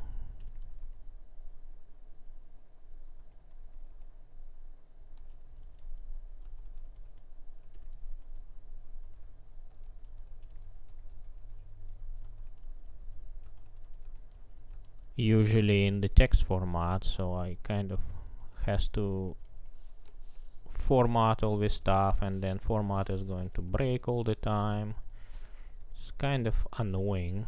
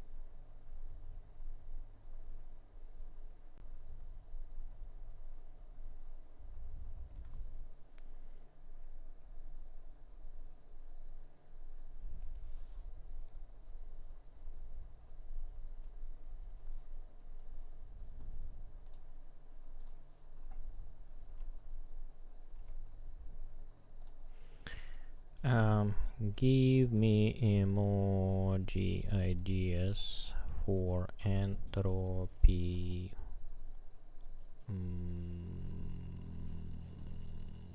harmony, and essence. Cyclone for entropy, herb for harmony, and dizzy for essence.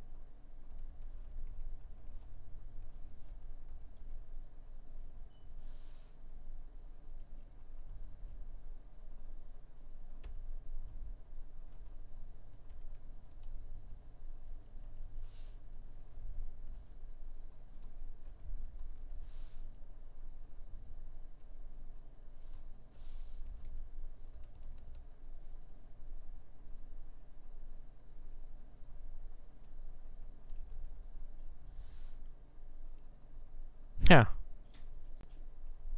Interesting. Stone, huh. There is no stone.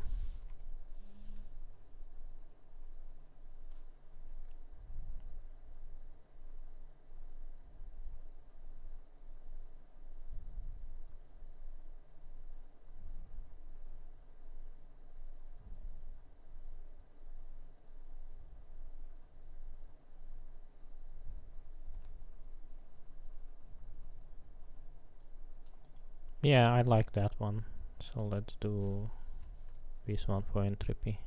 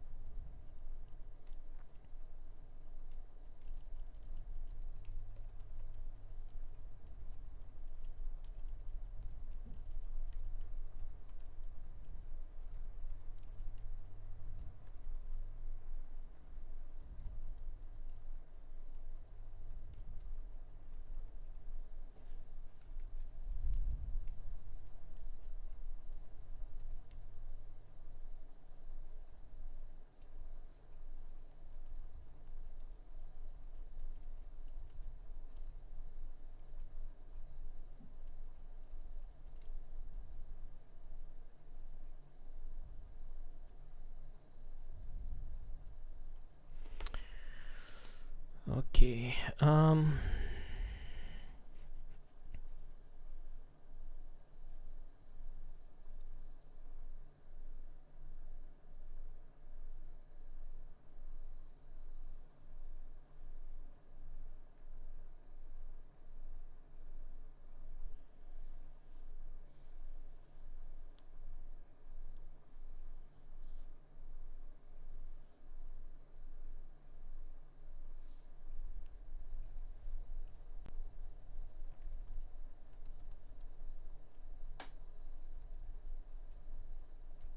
I know. So probably I'll remove that.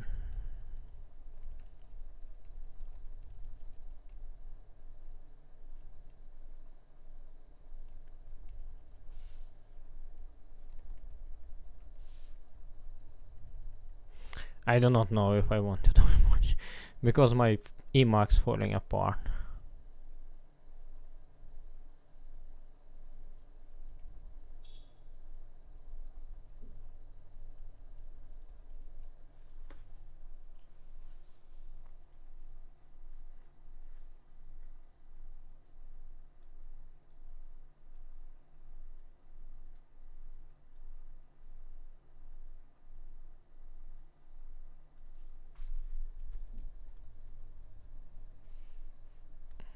Mm, 20 maybe.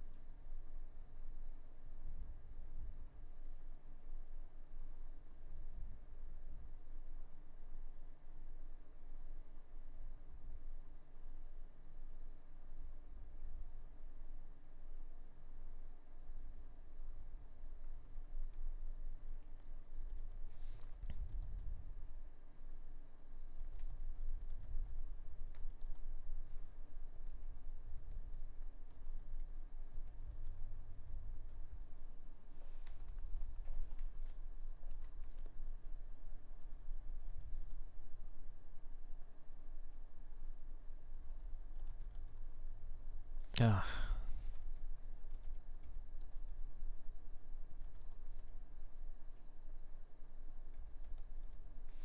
yin yang.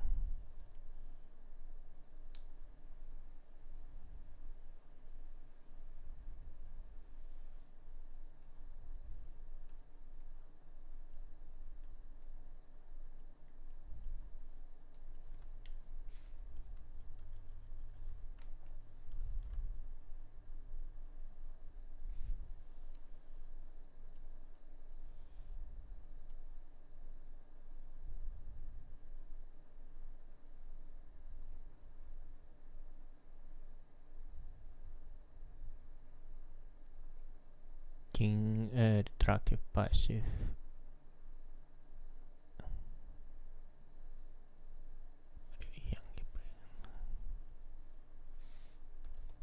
Um,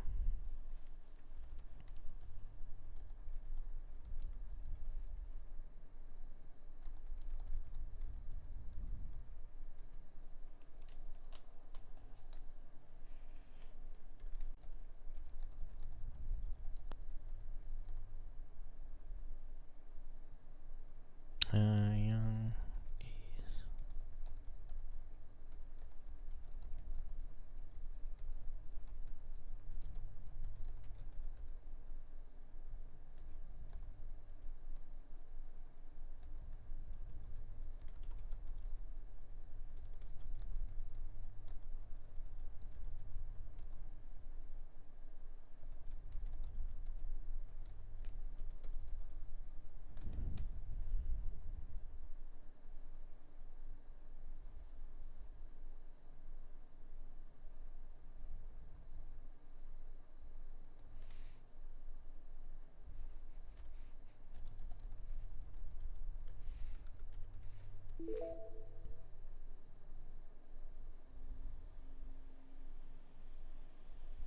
The three elements were based on the Chinese yin and yang. Yang is entropy, it is chaos, it is grounded. Yin is harmony, it is ordered and calm. I also add essence, which gives life and spirit. um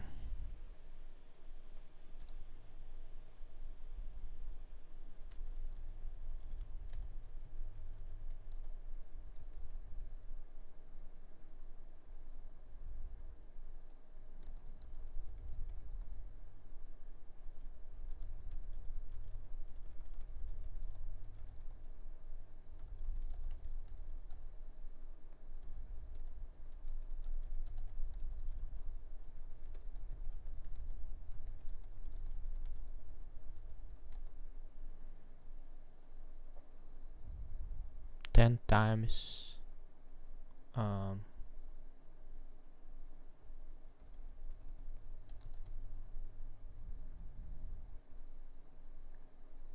and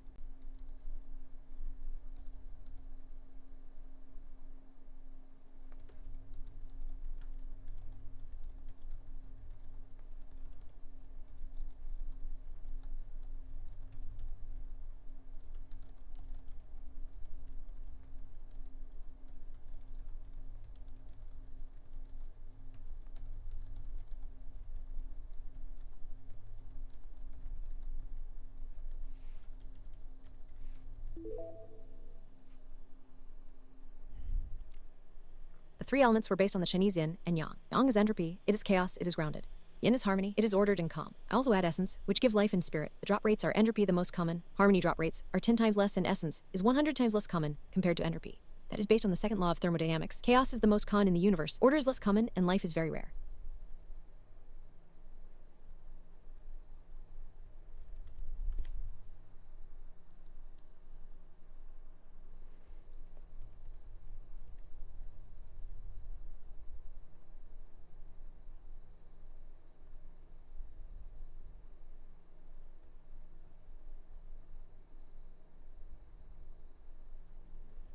Let me break it to wooden, hammer, stone hammer, and steel hammer.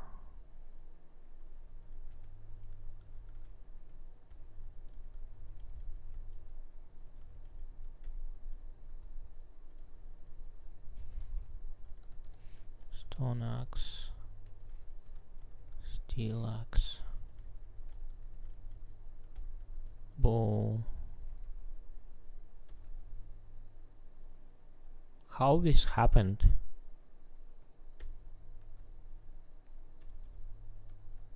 Oh.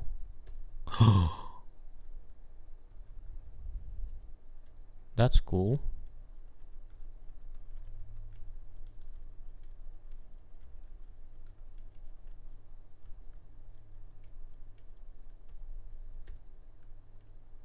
Wow.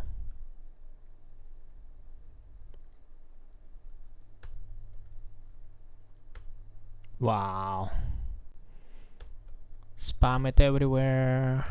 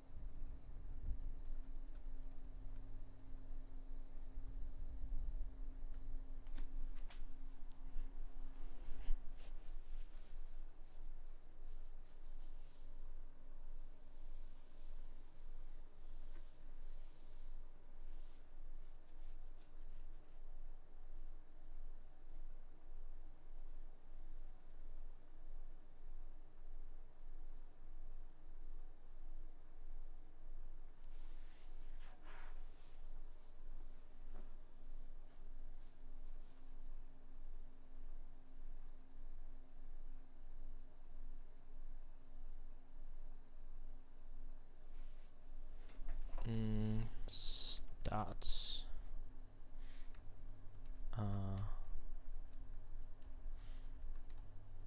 Damage.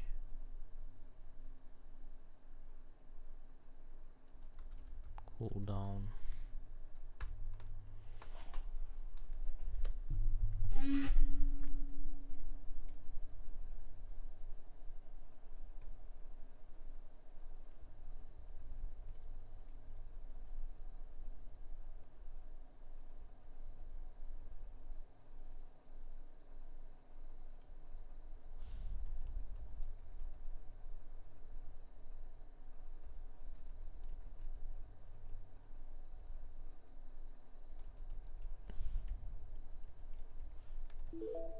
That's damage cooldown, critical damage chance.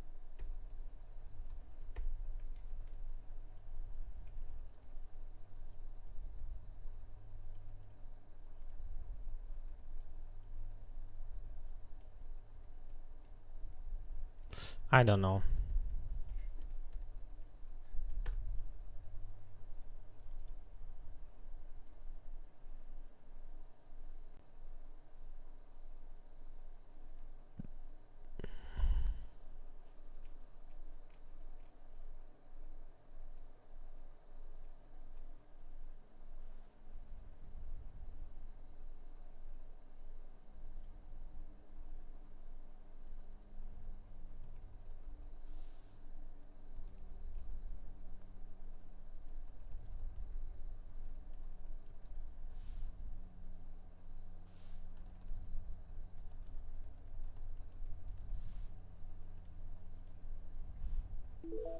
Shoots the fireball, consume mana.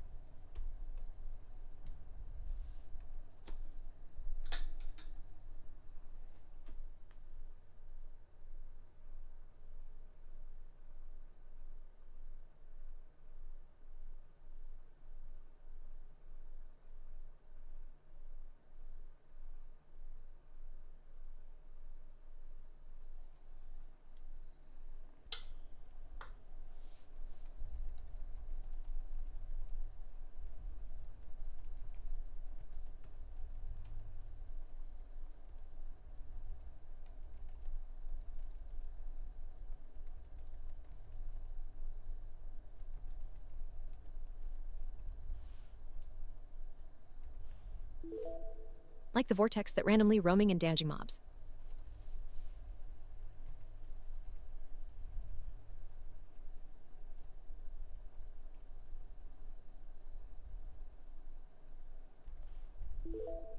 Leash the vortex that randomly roams and damages mobs.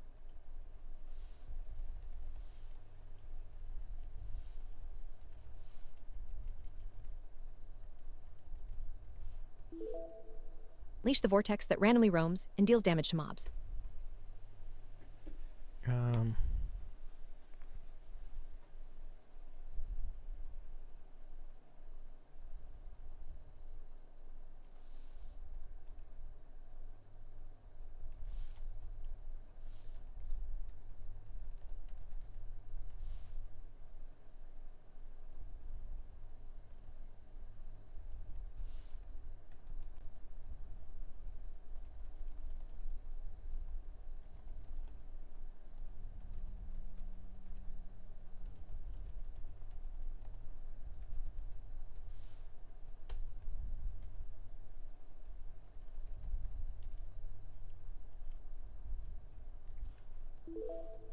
Deal damage to mobs in the radius. Consume mana.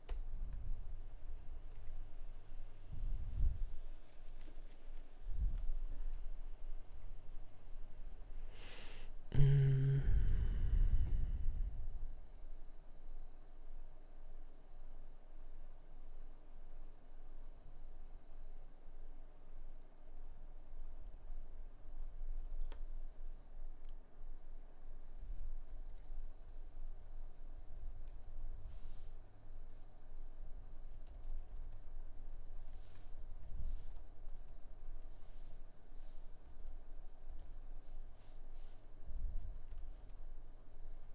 mm.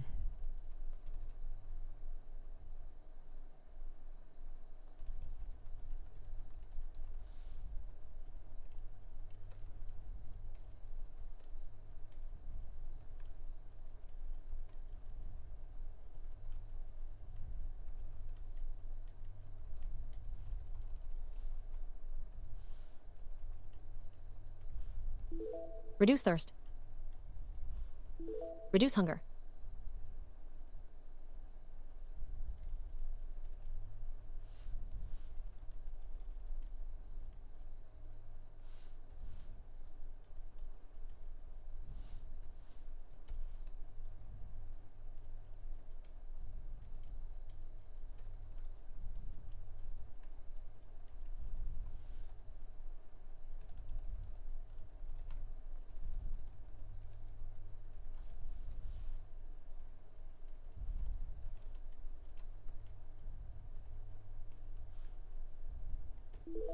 Reduce thirst and increase energy.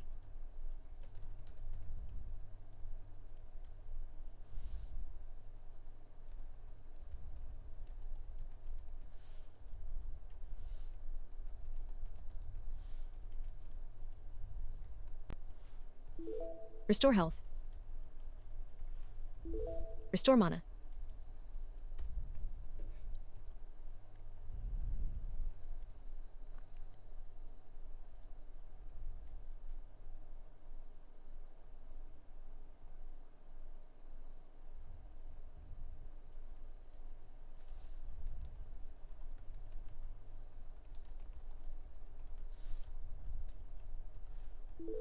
Deal damage to mobs.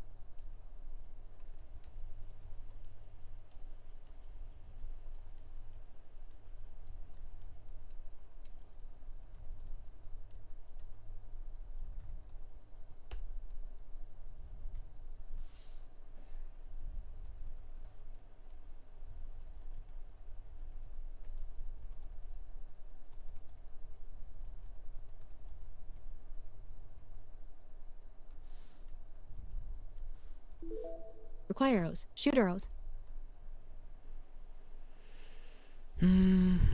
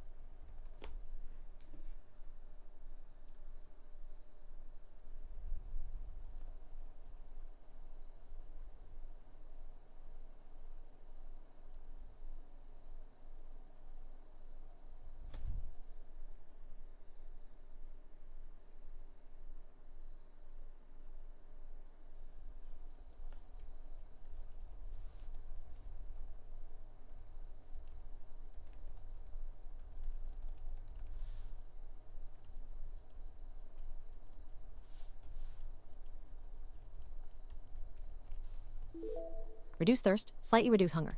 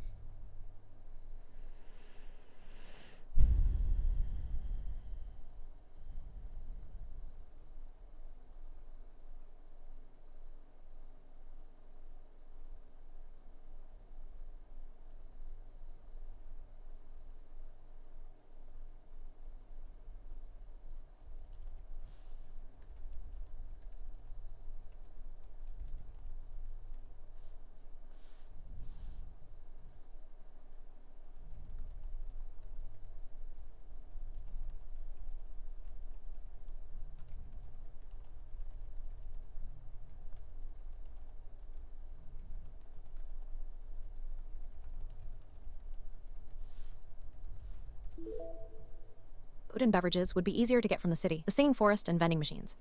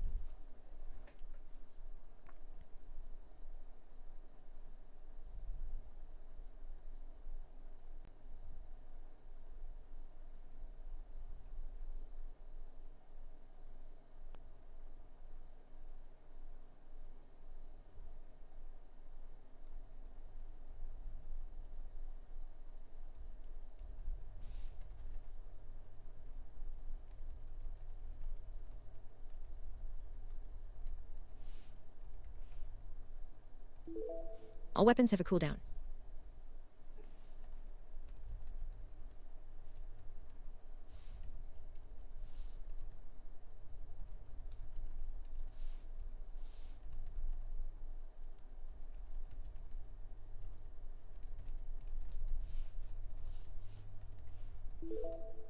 All weapons have a damage range, cooldown, and a crit chance.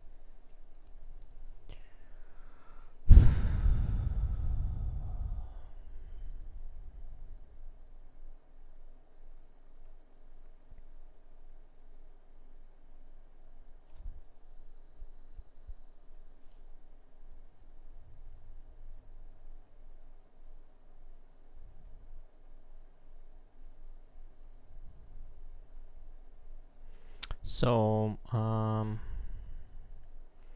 5, 17, 27, 55. So I need 100 more items. Oh my god.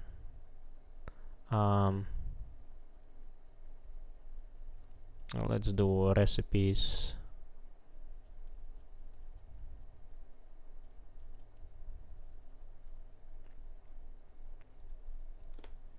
For jams, right?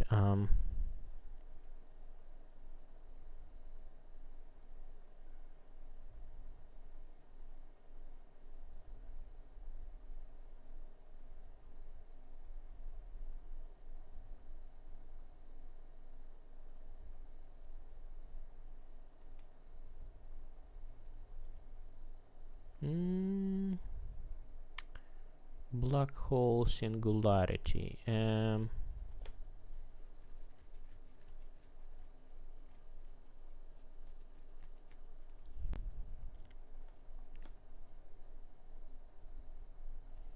So I guess that would go 100.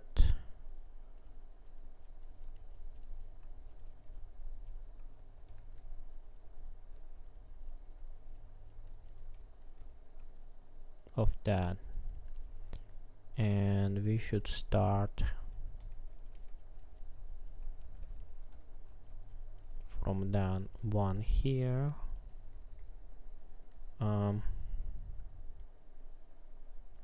28.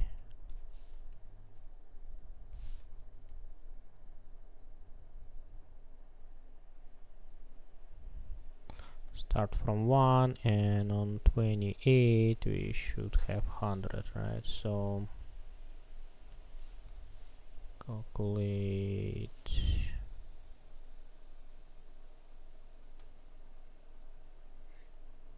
100 in the power of 128. So it's a 17% increase all the time.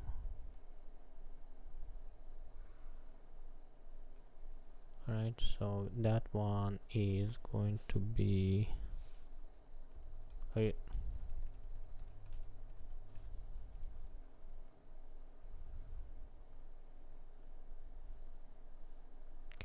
so that one is previous one times that one.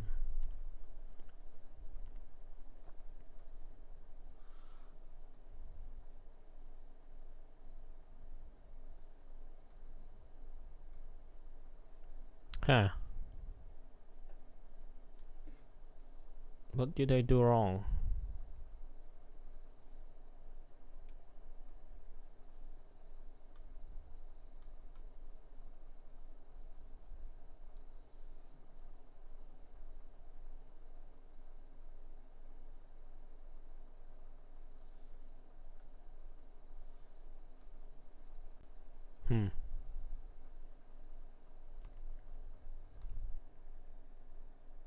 I think I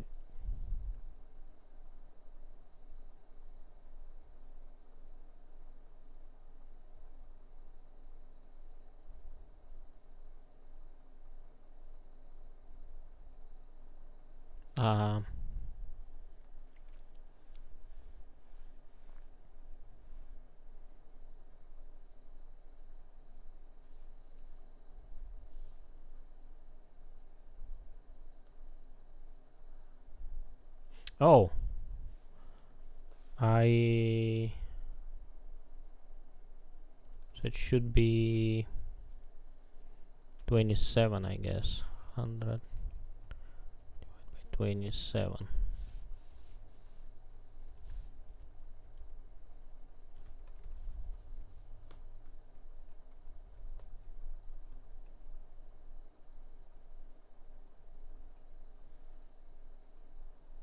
Okay.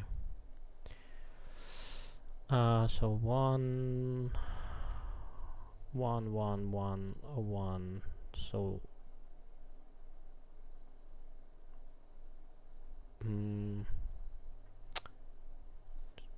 till 3 it's ones.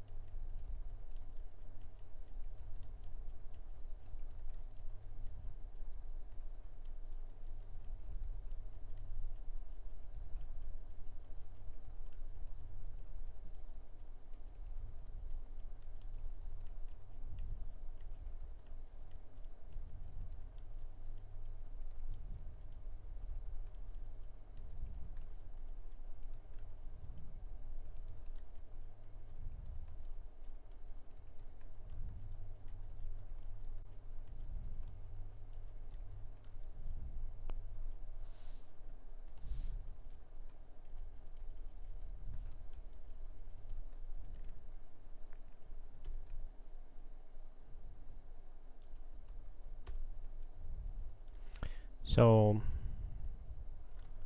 till 3 it's 1 4 5 6. 4 5 6 is 2 4 5 6 is 2, and then 7 8 7 8 is 3.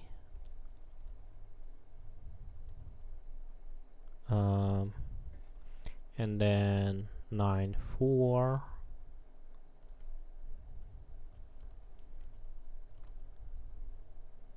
and then 5 6 7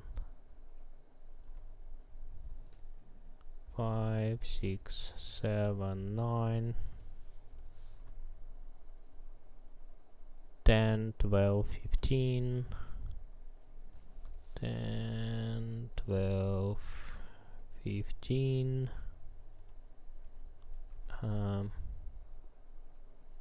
18 21 25 30.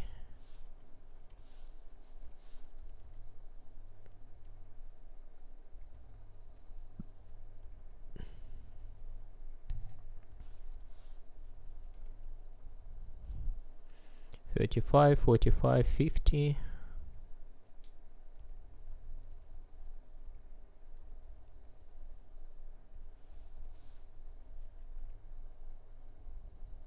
59 71.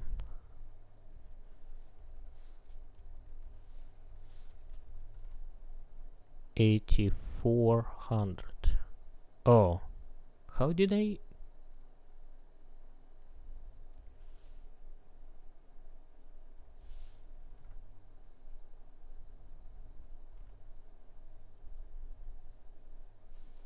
$71 $20 $25 $59. God damn it. Where did I miss? 50 42. Ah, here we go. 42 45.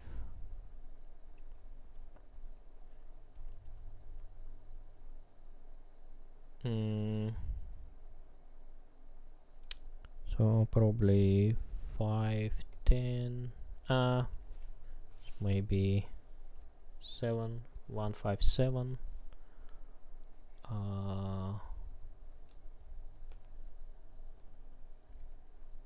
7 1 5.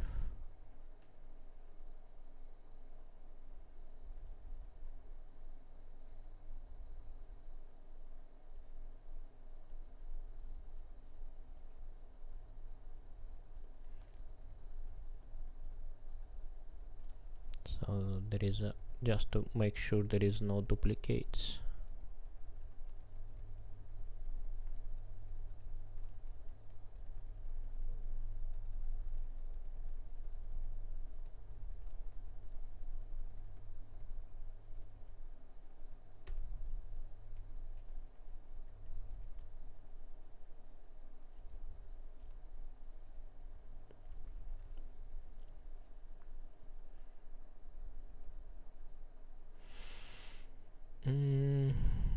I'm wondering, maybe I should remove that part.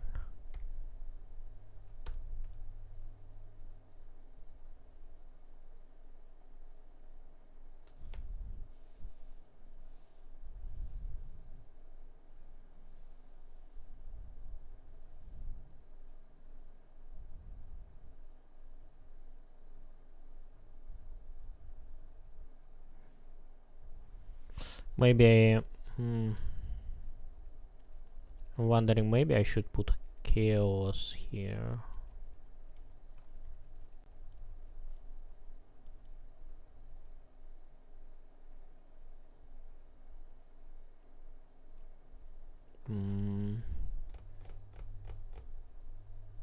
It's definitely should have chaos, but I think I'm overcomplicating the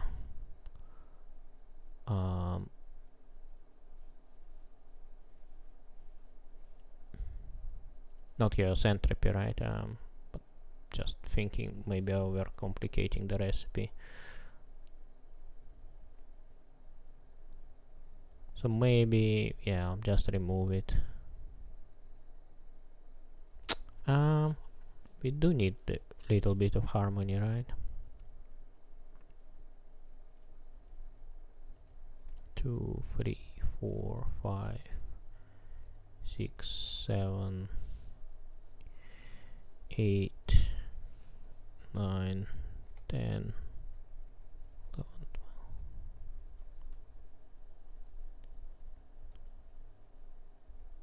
19, 20, 21. Yeah, let's do it like this.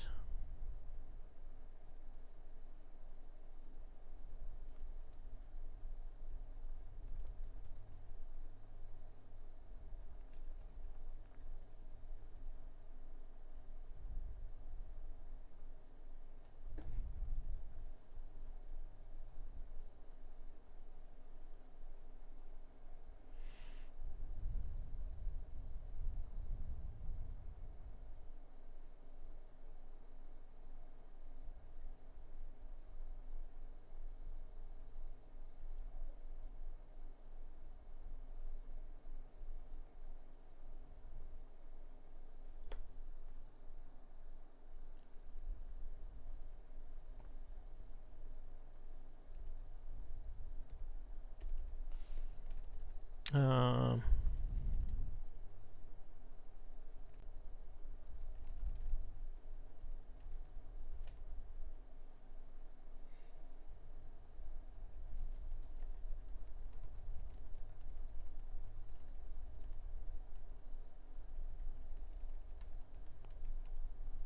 increasing damage.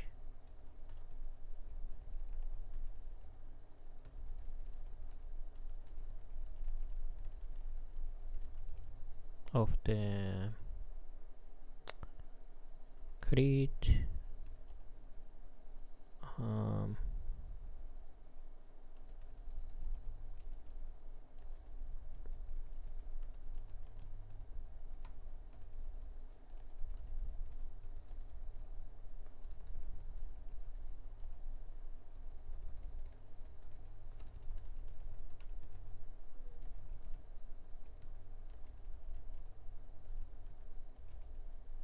health, mana, energy.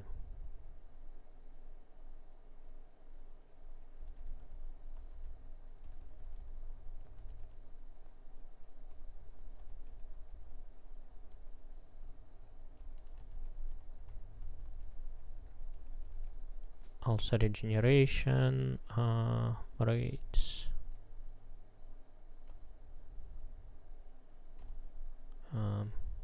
The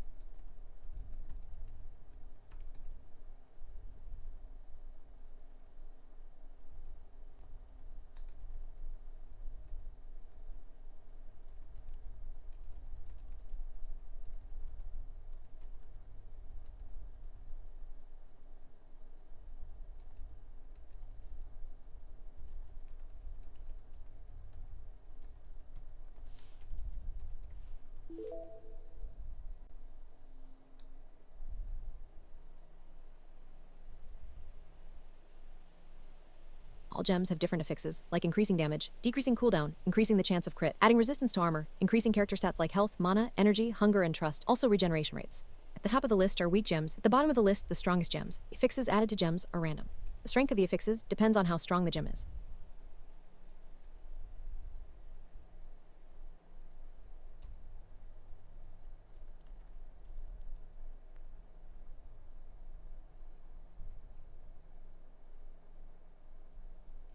singing garden.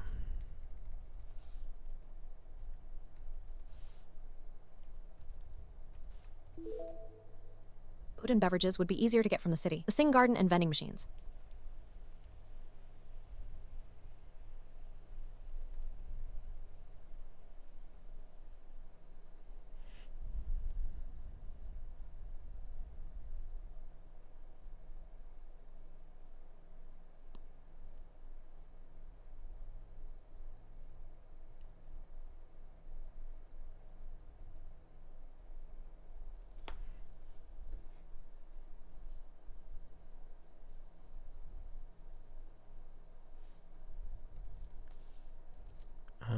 Gems can be inserted to weapons and armor.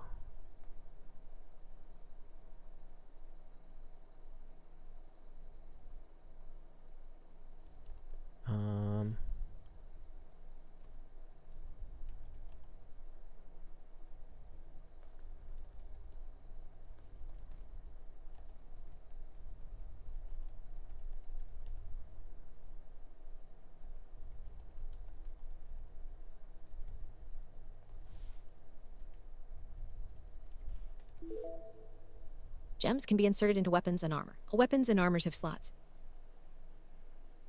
So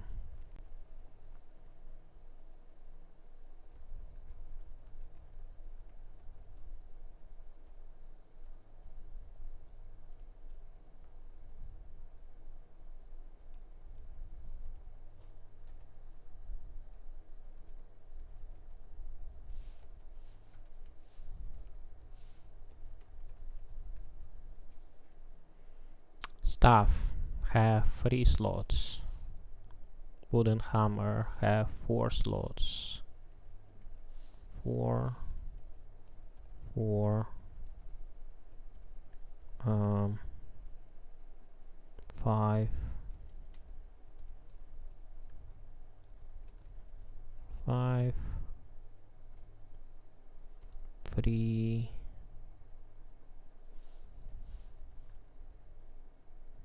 Harmonic column. 9 slots. They all would have 9 slots. Okay.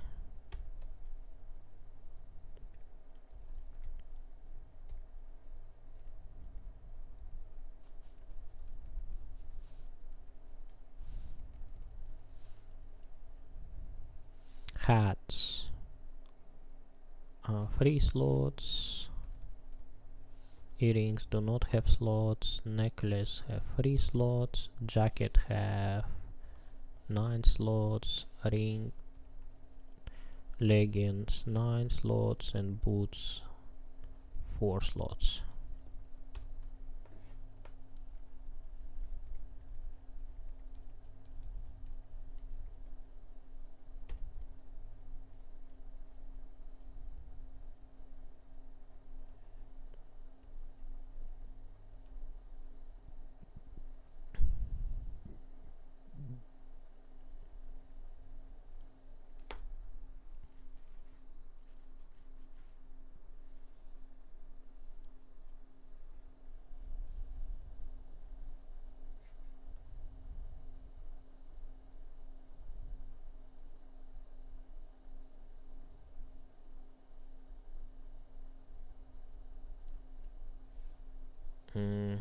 I guess I should move that thing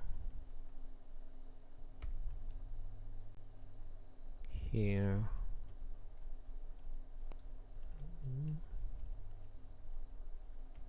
Use it like this.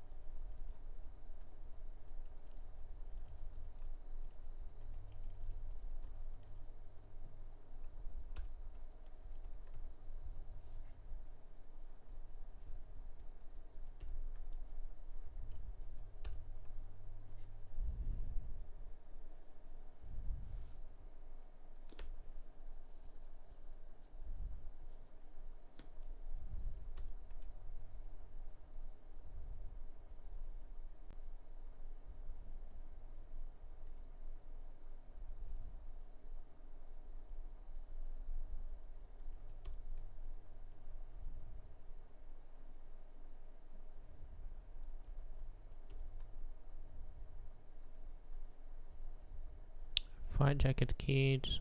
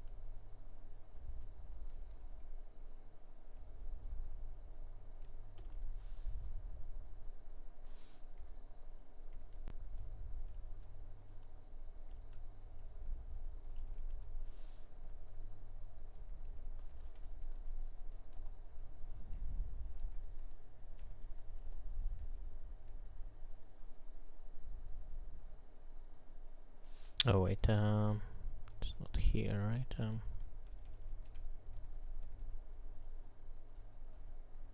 Scroll down and create.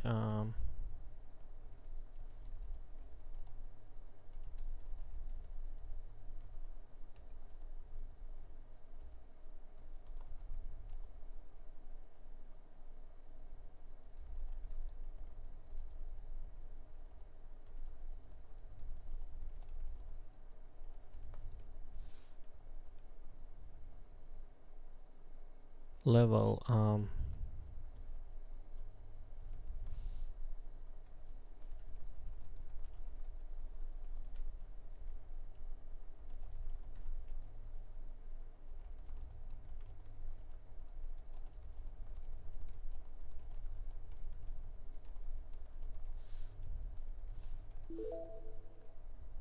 All weapons have a damage range, cooldown, and a crit chance. A weapon's level is determined during crafting and depends on the player's level.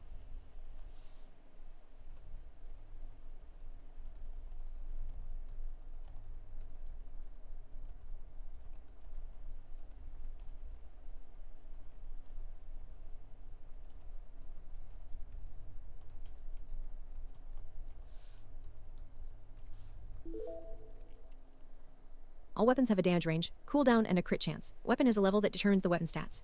A weapon's level is determined during crafting and depends on the player's level.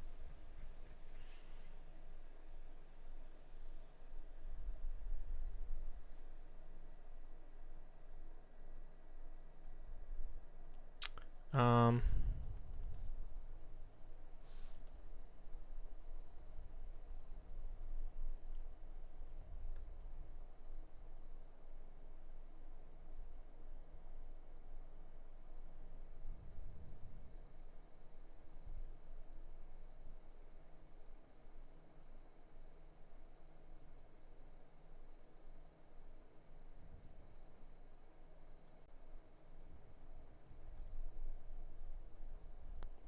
Maybe I should be weapon level can be.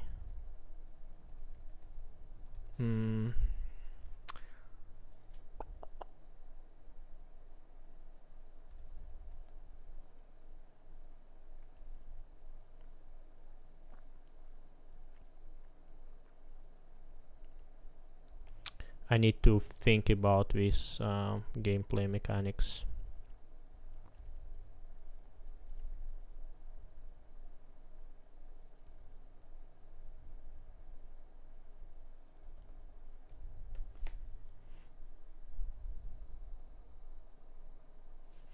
So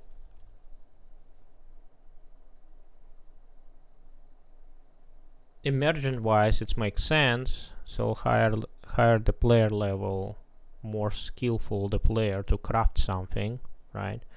So that makes sense, but from gameplay standpoint I do not know if it makes sense.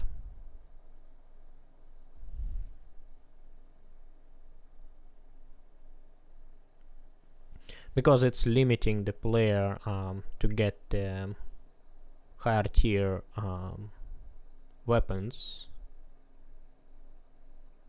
It's like they kind of force to be to level up.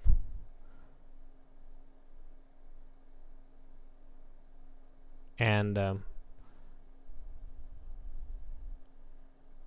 I like to have the idea if, for example, some players want to rush in and they want to I don't know, maybe it's like a good game mechanics which artificially slowing down, because it's like a power creep may happen, right?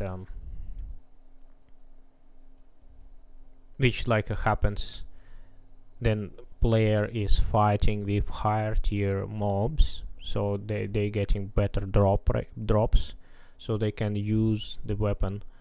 And it's like in some games it's limited, like if you can get the higher tier sword, for example, but you cannot use it until to reach the some sort of level. So I think it's makes sense. Okay.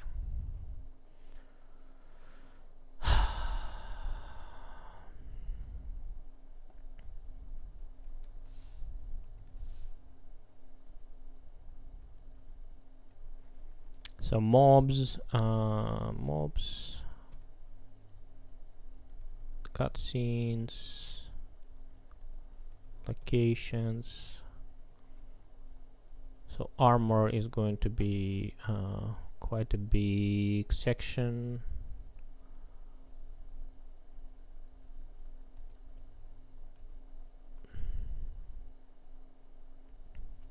So this one essentially one weapon, just different damage and stuff, right? So that's good.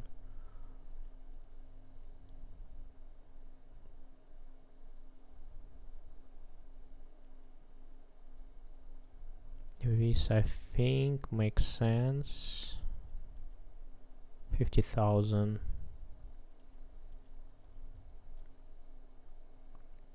It's a pure chaos, right? Black hole singularity.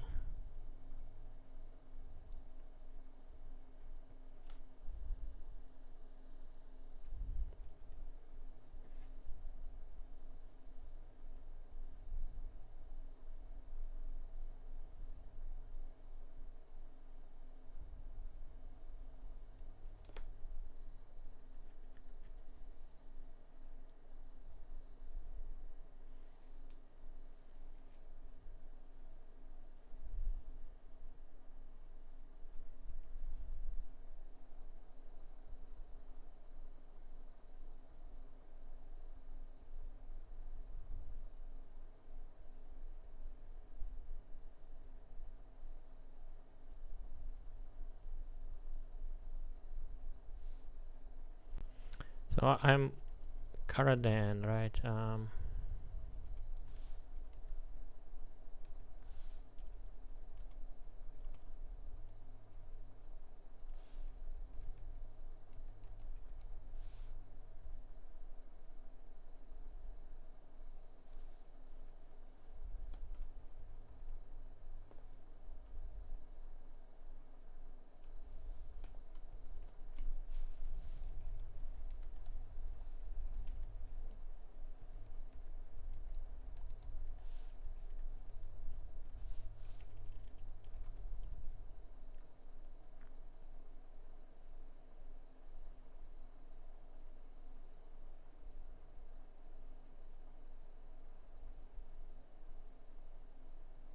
Mm.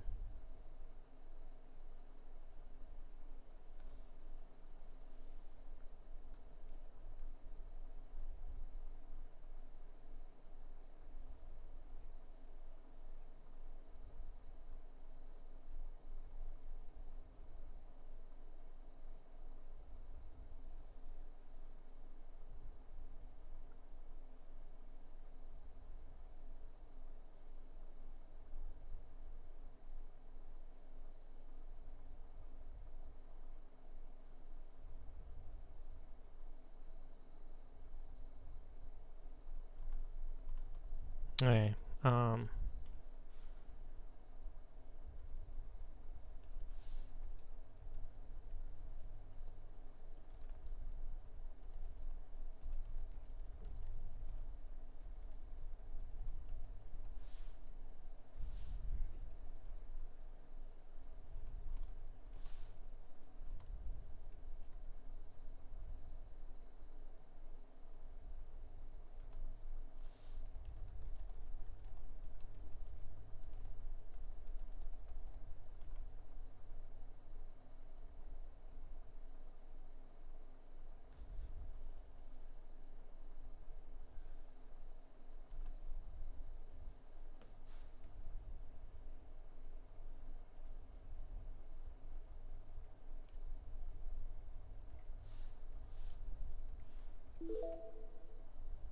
Kara in Turkish means black or dark. Den in Germanic and Scandinavian languages means a shelter.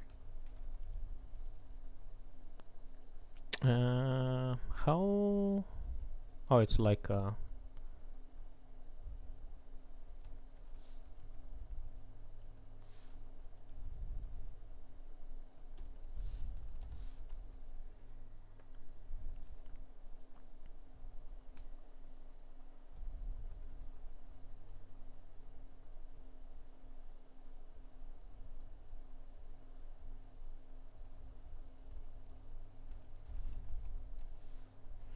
So I'm just wondering if I should change alien to it's like a this thing, cara apple, cara banana, cara orange.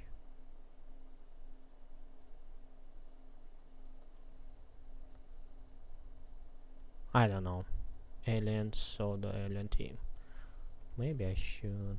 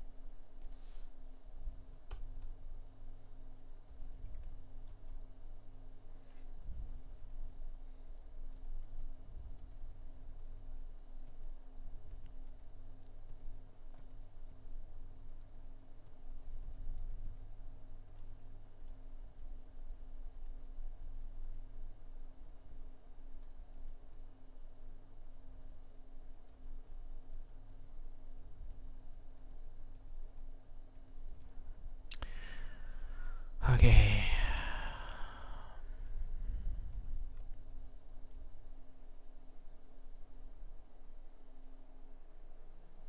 I guess it's time to go sleep.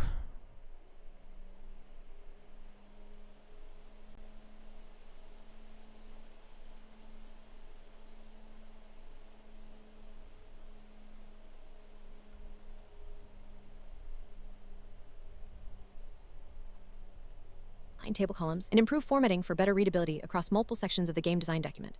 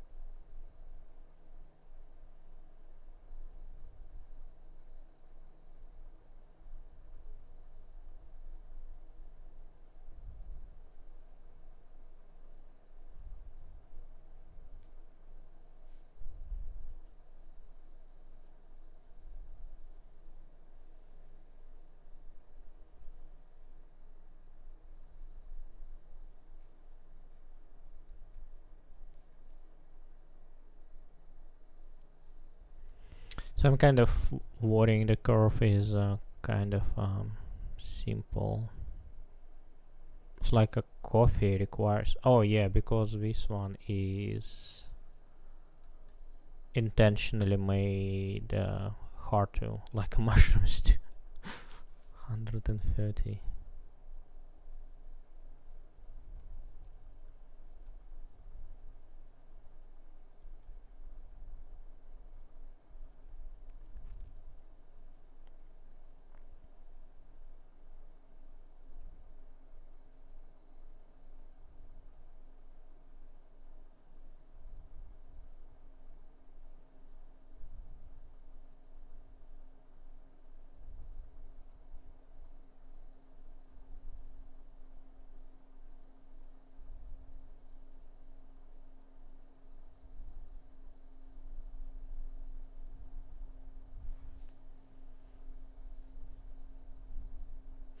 Yeah, that's all recipes has to be balanced, but there is a way to balance them, which is nice.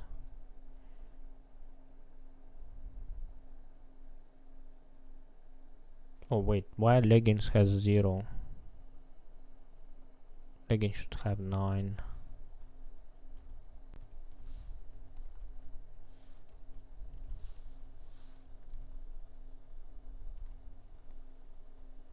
There is a multiply somewhere. Should remove it.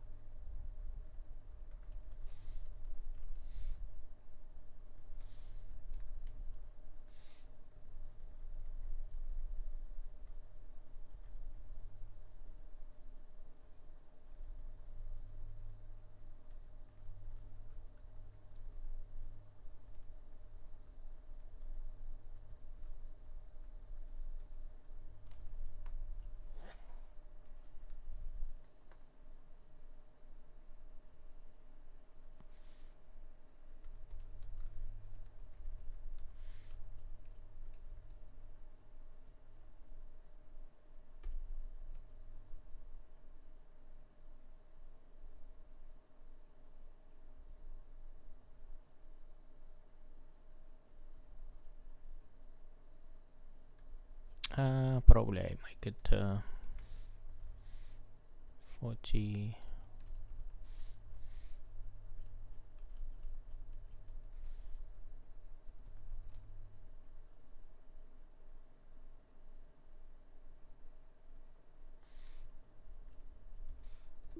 Descent.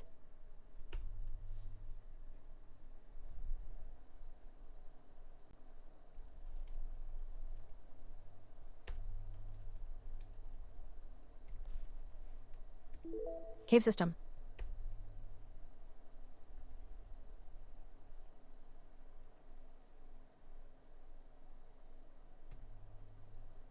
Cave system, right?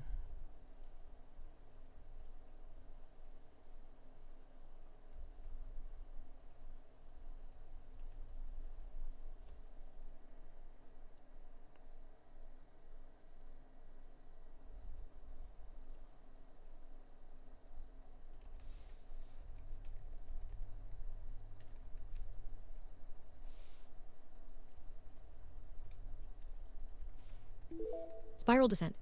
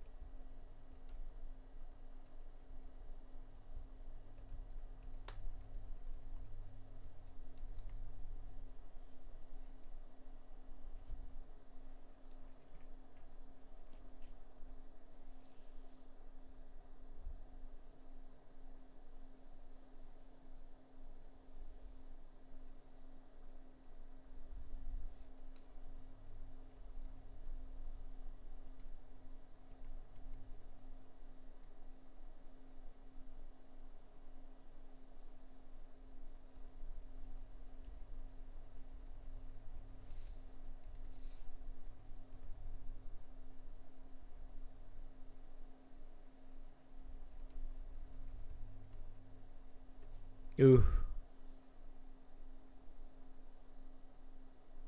Mm.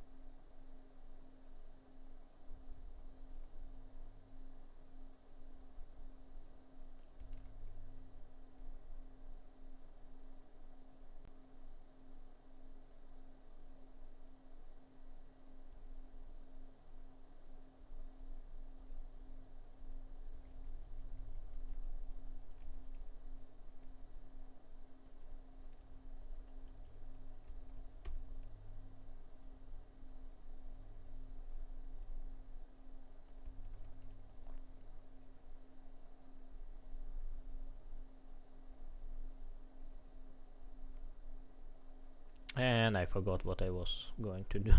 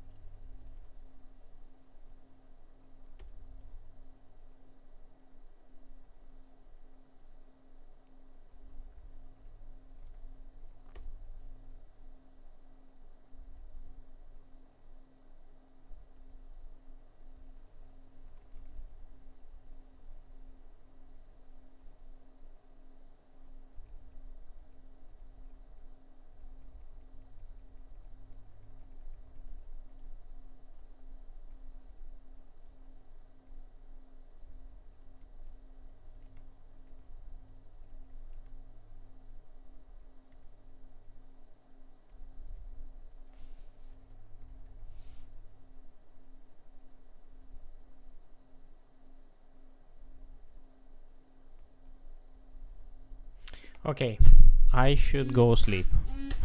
Definitely. Thank you for watching, and hopefully see you next time. Bye.